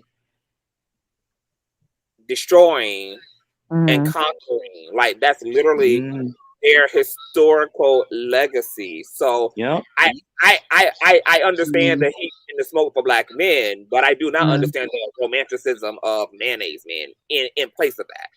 That is just bad warped to me. And Arabic men, Hispanic men, all of them. Right, because everybody do that. Everybody do that, CTV, and it be men who do that too. We act like, oh, the black community, we just so this and we so divided and we'll never sort it out. No, we got irreconcilable differences with the pale folks, and we just want to be all included in the part of that movement, though. And yeah, it's degenerate, and it is self-hating, the queen. See, this is why it pays to go to college and take a sociology class, because they don't tell you I the truth. remember back in the 1990s when they were basically almost talking about almost the same identical thing about there being 7 women to 1 black male. And this was in the 90s. And at that time also, they were talking about black men being locked up. And those that were locked up that were getting released were bringing home AIDS and giving AIDS to their female partners, or their African-American women female partners. Right. This is like the same identical argument back in the 90s. And I remember that because I was going to college at that time. Right. Yeah. Do you really think that those books are speaking the truth about who we are, though? Let's well, be you real. cannot deny that back in the 90s during that ride or die where, you know, I'm down for my man, I'm gonna go to jail for my man, or my man go to jail. He gay I'm in my 30s. for the time he in jail, and then come and bring home AIDS to his wife, his African-American wife or baby mama or whatever. That did happen. Well, maybe those women they shouldn't, maybe they should have not been ride or dies, but who do you think created these situations for our people? Well, that's at the same time. Who do you think created these situations? Well, we get it, but the same non-black men and women, the recessive genes that we are in love with, because it is the truth though. Like let's be real, we do have issues with each other. I don't speak well, before I say that, I want to apologize to CTV for yelling and screaming and cussing out Miss Felicia on his panel. She just triggered me. I do apologize for that. I'm sorry for that. And to everybody else. But I really am. I really do apologize for that. But seriously though, we do have issues with each other. It's okay. But at the same time, we give our enemies so much grace. We give them so much grace. And I agree with you, Miss Riviera, when you maybe jokingly or maybe you were for real about this when you said that it is the savior, the white Jesus savior complex. That is the truth though. Like we are in love and infatuated with people that are inorganic. Everything that they have or possess was created by us, but it's something in our brain that makes us think that we are not the divine. We need to dust off our thank God for my mama for that. Seriously. I think the thing that has happened is a lot of our community is suffering from Stockholm syndrome, and we are the victim of narcissistic abuse, which is what it's been like to be under a white power structure. So we are. There's a lot of emotional and psychological symptoms as a result of that collective narcissistic abuse upon the Black community, and then the way that they revved up capitalism kind of helped Black people to really disconnect from information and to disconnect from knowledge, to put us in a work cycle, like this unending work cycle where you work kids, and then you survive all the other obstacles they put in our way so that we don't have time, and that generationally we can X out the information. Generationally, we can X out the knowledge base, etc., until there's almost nothing left, and now we're just worker bees in the system. And so I think, I think it's a very it's like an evil genius plan. Like the way they did this shit, I got to give them up to them. They really did this shit, because it got everybody where the fuck they are on the chess piece. So it was an evil genius Frankenstein-ass plan that has worked out very successfully. But as ultimately everybody is saying here, and I always say it, somehow we're still going to have to wake the fuck up. Thomas Jefferson wrote a book on it. Okay, I learned that in my Black history class when I was in high school. He wrote a book on how they were supposed to attain their slave, treat their slave, how they were inferior, the whole nine. And then so-called with this mess with the what was the slave's name that he had all the kids by? Lord have mercy. I can't think of her name right now. Oh, he was supposed. They tried to. I couldn't believe. I couldn't believe when they came out with that movie and tried to romanticize that mess with Thomas Jefferson and I know what you're talking about. yes, they tried to romanticize that. Are you serious? The reason why we don't look like we look, the reason why we don't look nothing like our brothers and sisters in Africa is because of what was done to our African descendants during slavery time. Okay, master going in and raping the female slaves right in front of her partner's face because they weren't allowed to marry. That's where the jump in the broom ceremony comes from. The only way they were allowed to marry if the slave owner allowed it. Okay, so I mean, sometimes, ooh, let me calm myself down. It's after 1:30 in the morning. Ooh. I want to say something. Sweetheart, Goddess, I understand exactly what you're saying. I hear you. I truly hear you. I hear you. My gentleman friend over there, I hear you. I hear everybody on this panel. But at some point, like, I got to go back to Kat and be like, at what point, and like I said earlier, what does the Black woman have to do so she can be happy? So she can get her comeuppance, feeling that her reward. I'm gonna say this. Actually, in a relationship or a marriage, I don't even think that it's like the reason why I don't have a problem with Black women divesting. Yes, Sally Hemings. I agree with Black women that actually, if the Black community ends up X'd out genetically because of interracial breeding, etc., that L is going to go to Black men. It's not Black women, because Black women are divesting by force, not by choice. Black women prefer largely to be with Black men. And I can speak on the Hispanic community as well. The Dominicans and Puerto Ricans denied their African history also. I just want to hold on. Let me complete a thought. But if Black men are acting up, not reciprocating, abusing their power, etc., Black women have every right to self-preserve, and whatever happens to what's left of the Black community is a L that Black men's community is going to have to take. It's Black women are not going to be to blame for why there is nothing left of the Black community in this country. So my criticism will go toward Black men's community and not necessarily burdening Black women per se. Me too. Surviving community or multiplying the community, etc. I mean, it is the men breed out the most. Right.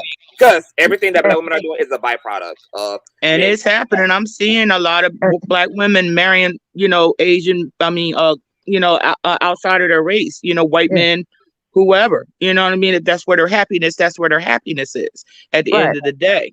And they're doing it out of what I speak to myself and the Black women that I know is simply out of love and compatibility. Again, if we're going to college and we're doing this and we're doing that, we're going out to the world and we're overcoming and thriving despite of sexism, because we're still women, despite of sexism, despite that we're Black, despite racism and sexism, and we're still making a way out of no way. Right. In my social circle, the men that I encountered when I was in college was the Asian men, was the white men, was the Hispanic men, was the Arab. It very far in between was the black guys, was the Black boys.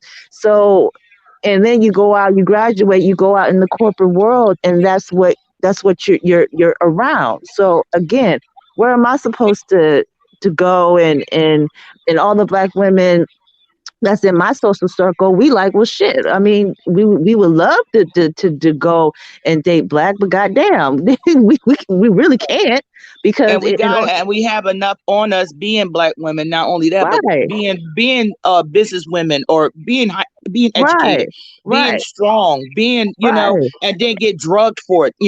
right. Being We calling us called masculine, angry. and Angry or masculine. aggressive or They're competing with y'all. controlling. Right. I want to say something because I be trying not to cut y'all off. I love it to hear y'all speak so much, and I be wanting to just let y'all know that, like, what I'm saying, people's listening. You know what I'm saying? Like, it's only a couple of us, but we're here on CTV because he listens, and because the people up here, we listen. You know what I'm saying? And so even if we don't agree, but I did write a couple points because I want to say a couple things. I'm gonna start with the last thing. That's the number one lie excuse that black men use. Well, we was only around Becky's, and we was in school with only Becky's, and it was only Becky. So it was only Brad. All right. Right. I'm against swirling too because I want us to be biologically sound and to re-blacken the race. Real ethnic cleansing will be blackening the planet again. We are the original inhabitants, for God's sake. Yes, that's right. And so, we are ether. And so I have grown to have a respect for black women in knowing that it was a force, an act of force, as CTV was saying, because black women do by average want to be with a black man. They just can't find one. And because he don't want her ass. Okay. Yep. I can't tell you how many beautiful, highly melanated black men and even dusty and crusty ones that black women find beautiful, who you have to literally stop and say, do we even like black women? You can look at these men and see it's like them Becky's is sucking the melanin out of their urethras. If y'all don't know, that's the dick hole. So they're walking around more fruitier than the gays. And so at the end of the day, you don't want him anyway. Any man who didn't want to breed black ain't nobody for black women. But at the end of the day, I've grown to come to peace and to grips with the fact that, oh, well, at least I'm born already. Because if y'all go ahead with them pale folks and all of them other non-blacks, then oh well, y'all tried. And it's y'all just not gonna live long.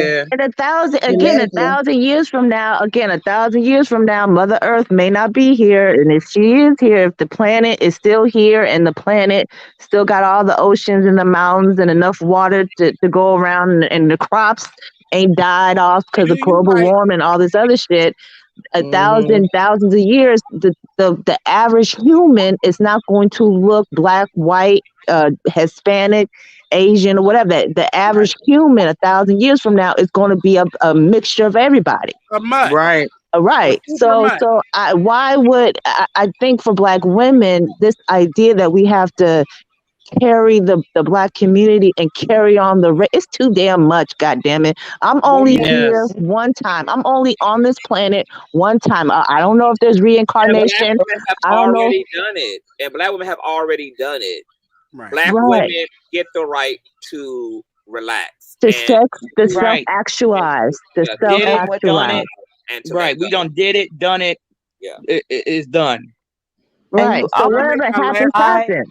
Points, you always see a biracial girl that's with the black dude. I wanted to make my last 2 points because I've been writing down notes and I'm really working on listening better, being a better listener. I know I can speak with my eyes closed and with my lips shut, but listening, I've been working on that. So I really do enjoy watching as well. I just had a couple of things. The last thing was everybody's different. Do you like cookies? Do you like cakes or do you like crackers? Okay. And some people are cracker lovers. And so I'm talking about the snack. I like a Ritz now and then. That's because it's buttery. Yeah, mini crackers. I like the little mini color crackers. To it. I like a Ritz. It's got a little color to it. I got the mini cracker. Graham cracker, yeah. I like the little mini crackers. I like a little Ritz. It's got a little color to it, little salt to it. Little cheese on it. And the last thing was, this is sad. I seen another clip, CTV, and I know don't play this one, but I want you to see it later, and I want everybody to go watch it later. Look for the Montel Williams show, right? Back before we got popping. Okay, honey. Black media in these social media streets got popping. But it was all Milk Dud out here on the ones and twos with Ricky Lake and them. And so Montel Williams is a archived interview with Shahrazad Ali. Whoa. And oh my God, I'm just using that one as an example. There are so many more of the ages of past where, mind you, our ancestors had a lot less, but they had a lot more fight in them and a lot more revolution in them, did a lot more with less, even as slaves, to try to get out of it than we are with the tools to be free.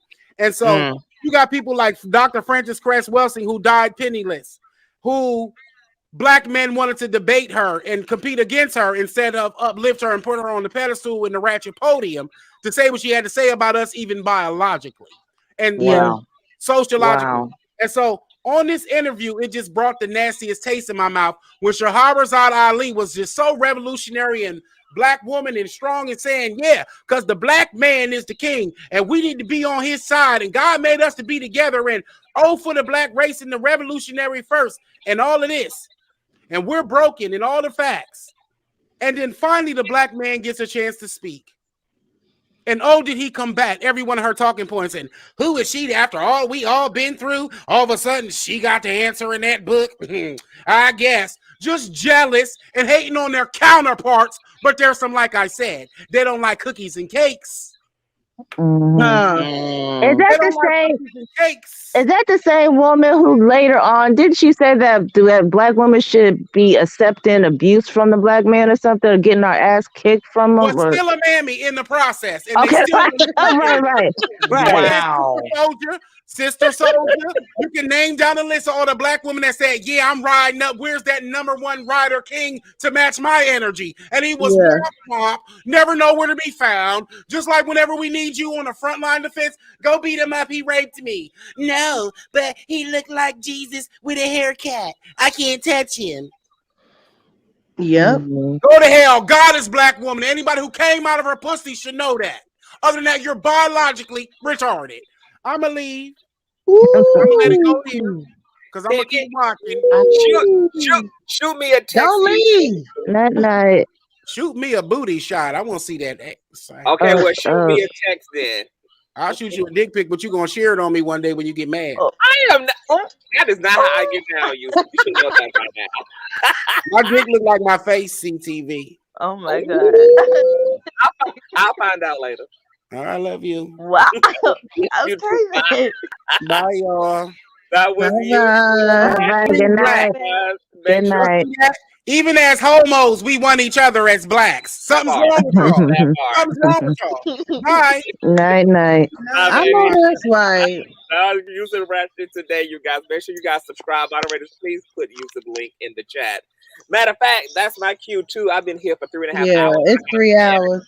Yeah, night. To do almost 4 hours actually. I got a bunch of editing to do too. But to tie this conversation, this has been a very dynamic conversation. It's always interesting to get into these things. Matter of fact, I chose this particular subject because I knew the conversation would get here, and I love that we're able to use things that happen in pop culture to get to these dialogues amongst one another because that's where the substance is. But does anybody have any lasting parting words regarding the topic tonight before we head out of here? I guess I'm gonna go in chronological order actually. Tarita Boo, any final words? I just thank God for having a mother that was strong. She grew up, like I said, and she was doing manifestations back for now, where it's popular, where everybody wants to, tell everybody to do manifestations. My mom did that. Her being a child coming up in the civil rights movement, and Black, and I'm proud, and having that type of mother, that had it for us, and taught it to me and my sister, you know what I mean? And when I came into an adult looking for male companionship, I tried, with my first child's father, he was African American, and my husband, he was half African American, half Hispanic. So I love the Black man, but the Black man, he got to come forth with some love, not only, for himself, but for the Black woman, period. For sure. I agree. Well, thank you for being here, love. I love you down, and thank you for love you. I can't wait for you to come to Jersey again. I'm telling you, I'll be waiting for you. I'm gonna keep you posted, honey, because we're going right to Atlantic City to get an edible and get on them beaches and show our ass. Yeah, That part. All right, baby. That was too real, you guys. Mary, my beautiful usher. Any parting words, love? Hey, boo. Yes. Just that we should just be nice to DaBrat and let it all go, basically. And thank you for having me up again, love. Of course, baby. That was our beautiful moderator, Mary. You guys, let's leave DaBrat alone, honey. Wish her well. She's pregnant right now. Don't be dragging this woman, okay? Just and dragging until she give birth. Mm-hmm. All right, Felicia, are you there, love? I know you experienced a lot of different things on the panel. Very interesting experience. Any thoughts before we get out of here? I stand with Mary. One of the things we do know that labor and delivery is not an easy matter, and so I wish DaBrat the best in her labor and the delivery of this child, and for this family, I hope all goes well. As for my children, and what I took here tonight, I'm very protective of my children and very proud of the work I've done, whether I'm anti-black, anti-blue, anti-whatever. I did a really good job, and I thank God for that. And I encourage all the folks in the chat who may have sons who have to be raised to be honorable, decent people, good citizens, love their community, love their families, to keep believing in them and don't give up. There's a lot of odds against them. And for the daughter that I have, who grew up to be just as wonderful and as smart and bright and talented, you do the same. All children should be loved and protected. And as one of the folks in the chat said, and invested in. So thank you for having me up. And thank you, Felicia, and keep on raising them gods and goddesses, child.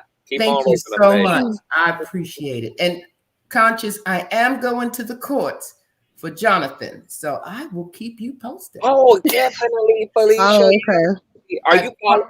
You got my email or following me on Instagram? Yes, I am, and I will let you know. My sister works in criminal court, and so she's getting me in. Okay. Nice. All right, well, keep me updated, boo. All right. Good night, everybody. That was Felicia. Good night. Good night, love. Cosmic. Any last words, Dwayne? Yeah. Like I said, I just want to apologize. I'm glad I got a chance to apologize to Miss Felicia before she left the chat. I got highly excited because this is a very important topic, and like I said, I want to apologize to you as well. And I do appreciate you allowing me to come up here. And I just want to say this really, really quick. A lot of times we have to read things that make us we have to read and do our research on a lot of things that make us uncomfortable for us to understand and understand the truth about who we are and how the dynamic of the world is playing out. And as far as DaBrat, she shouldn't have went there, but still listens to her because she's still part of our community. There's just something that she gotta work on, the self-hate, if it is self-hate. And yeah, and I just want to say good night to everybody. Hopefully you allow me back on the panel, CTV. Girl, you're welcome here anytime. Hit this channel whenever the link is available, girl. Yeah, and love the red, love you all, and you my Scorpio brother, and y'all have a good night. You too, love. That was Cosmic, and as Cosmic said, you guys, the truth ain't always pretty. It's also ugly as hell. Okay, that's the only thing you should be calling ugly, DaBrat. Okay, it's the truth. Okay, Cat Mouse, my divested queen. Any final words? Okay, so DaBrat, maybe okay, she should have used a more nicer word than referring to the man as Jiminy Cricket, because we don't want to hurt his feelings. So maybe she should have described him as a different Disney character. I don't know. Maybe he looked like Bambi. I don't know. He should, whatever. But anyway, but no. On a serious note, Black women, in general, just do what's best. Do what's best for you. and always put yourself first. Do what's best for you. Put yourself first. And sometimes putting yourself first is going to look, different from 90% or 99% of the people in the Black community, but that's okay. Yeah, DaBrat, she's 50, right? Or she's almost 50 and pregnant. I think so. Okay. So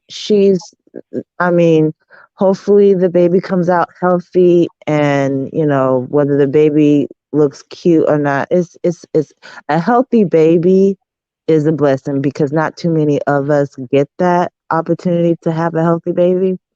And so hopefully DaBrat and her partner Judy can find the blessing in having a healthy baby versus having just a cute baby, But yeah, I love coming up here and giving my opinion, even though sometimes it may always be get it stirred up, honey. it may be again. Somebody up when you in the building, child. I know, but I love you and everything. And Yusef, is it Yusef? I see you, Yusef. It was very nice talking to you. I love your thoughts and everything. But you guys, you both have a wonderful evening. Good night. You too, boo. Until we meet again. Bye bye. Meet again. That was our cat mouse. Say, Yusef. CTV, my bad. I just popped up real quick because I was thinking, I do have to go to sleep, but I can stay up for at least maybe an hour or so. So if anybody wants to continue the discussion, we do after party shows. And so it's for my faves and also panels that I hit on. If I want to continue the discussion, sometimes we can. And so, we've done after party shows over here before. So I don't know how. I'm going to put the link in the back chat. And the link to the after party. I'm gonna go live in the next 5 minutes. Okay. And then we can continue the same exact topic, same exact discussion, same panel members can come up. Maybe if somebody missed a chance to get on the panel, they come up and sound off. We definitely gonna tag this video so that anybody who's over there, the Ratcheteers, can miss it. I'm a little more ratcheter, but I'm not the ratchet one for real. I'm just reporting on it. So my angst is a little different, but I always felt like the moon and the sun with you. So I really like our. I love it. Yeah, Great I love guy. it. Yes. Yeah, and so I've been waiting to come back. I have. So I'm glad you back, Yusef. I miss you. I fuck with you. I love you down to the ground. Okay, don't you ever fucking forget that. I think my boyfriend at the time was jealous too. I think my boyfriend at the time was jealous too because he knew how I fuck dog breaks off you. But you know, your boyfriend a lot more angry in this season, so I hope he's ready. No, he's very mad. Trust me, because he already regrets it. But I don't because yeah. And so, but I'm about to go live on this after party. Yes. Consciouztv, y'all bring your ass over here to go to the link. Let me go. Okay. I'm about to drag you. I'm about to drag him first. All right, baby. That is Yusef, you guys. He's about to go live right now. I put the link in the not the description box, but in the live chat, you guys. Okay, so hit the link. Yusef about to continue the conversation. Let's go over there, honey. Enjoy the after show. And once again, like he said, anybody who didn't get an opportunity to hit the link here, okay, because the panel coming to an end, you have an opportunity to get up, sound off, etc. Okay. Also subscribe to my boy. He's amazing. Okay. He cuss up real bad, honey. Okay. He tells the ugly, unadulterated truth, girl. Okay. He serves it to you raw on a platter, baby. Hennessy with no chaser, girl. Okay. So we're going to go over there. This was amazing. I love you guys. Shout out to the new subbies. I'm also going to be doing a little I'm going to be doing a video on this eyewear. I have actually a lot of shit that I ain't reviewed that I need to review that I've been sponsored to review, girl. Okay. So y'all going to be seeing a lot of content, particularly coming on Instagram, because I think I'm going to put a lot of things in the form of reels on my Instagram, which is why you need to be following me on Miss Insta. Okay, it's Consciouztv, spelled just how it is on YouTube, over on Miss Instagram. So get into all of that. And Larry Reed video coming tomorrow, pre-recorded, etc. I may set it as a premiere or just drop it as an upload. I don't know yet, but I gotta go edit right now. So I'm gonna be listening to Yusef and you all carrying on while I'm editing. And yeah, just stay connected. Once again, Patreon, Bad Boy Season 2 review, etc. All YouTube news, Jaguar Right news, all that shit is in Patreon. Shout out to the Patreon members. I love y'all down to the ground. We got so many new Patreon members between last month and this month, girl, and I'm living for it. So I love you all, and once again, thank you all for helping me to have a community and to be a content creator. It's just been an amazing journey, and I'm so excited about the future. So I love you all, and Ariel is out. I'll see you guys later. Peace.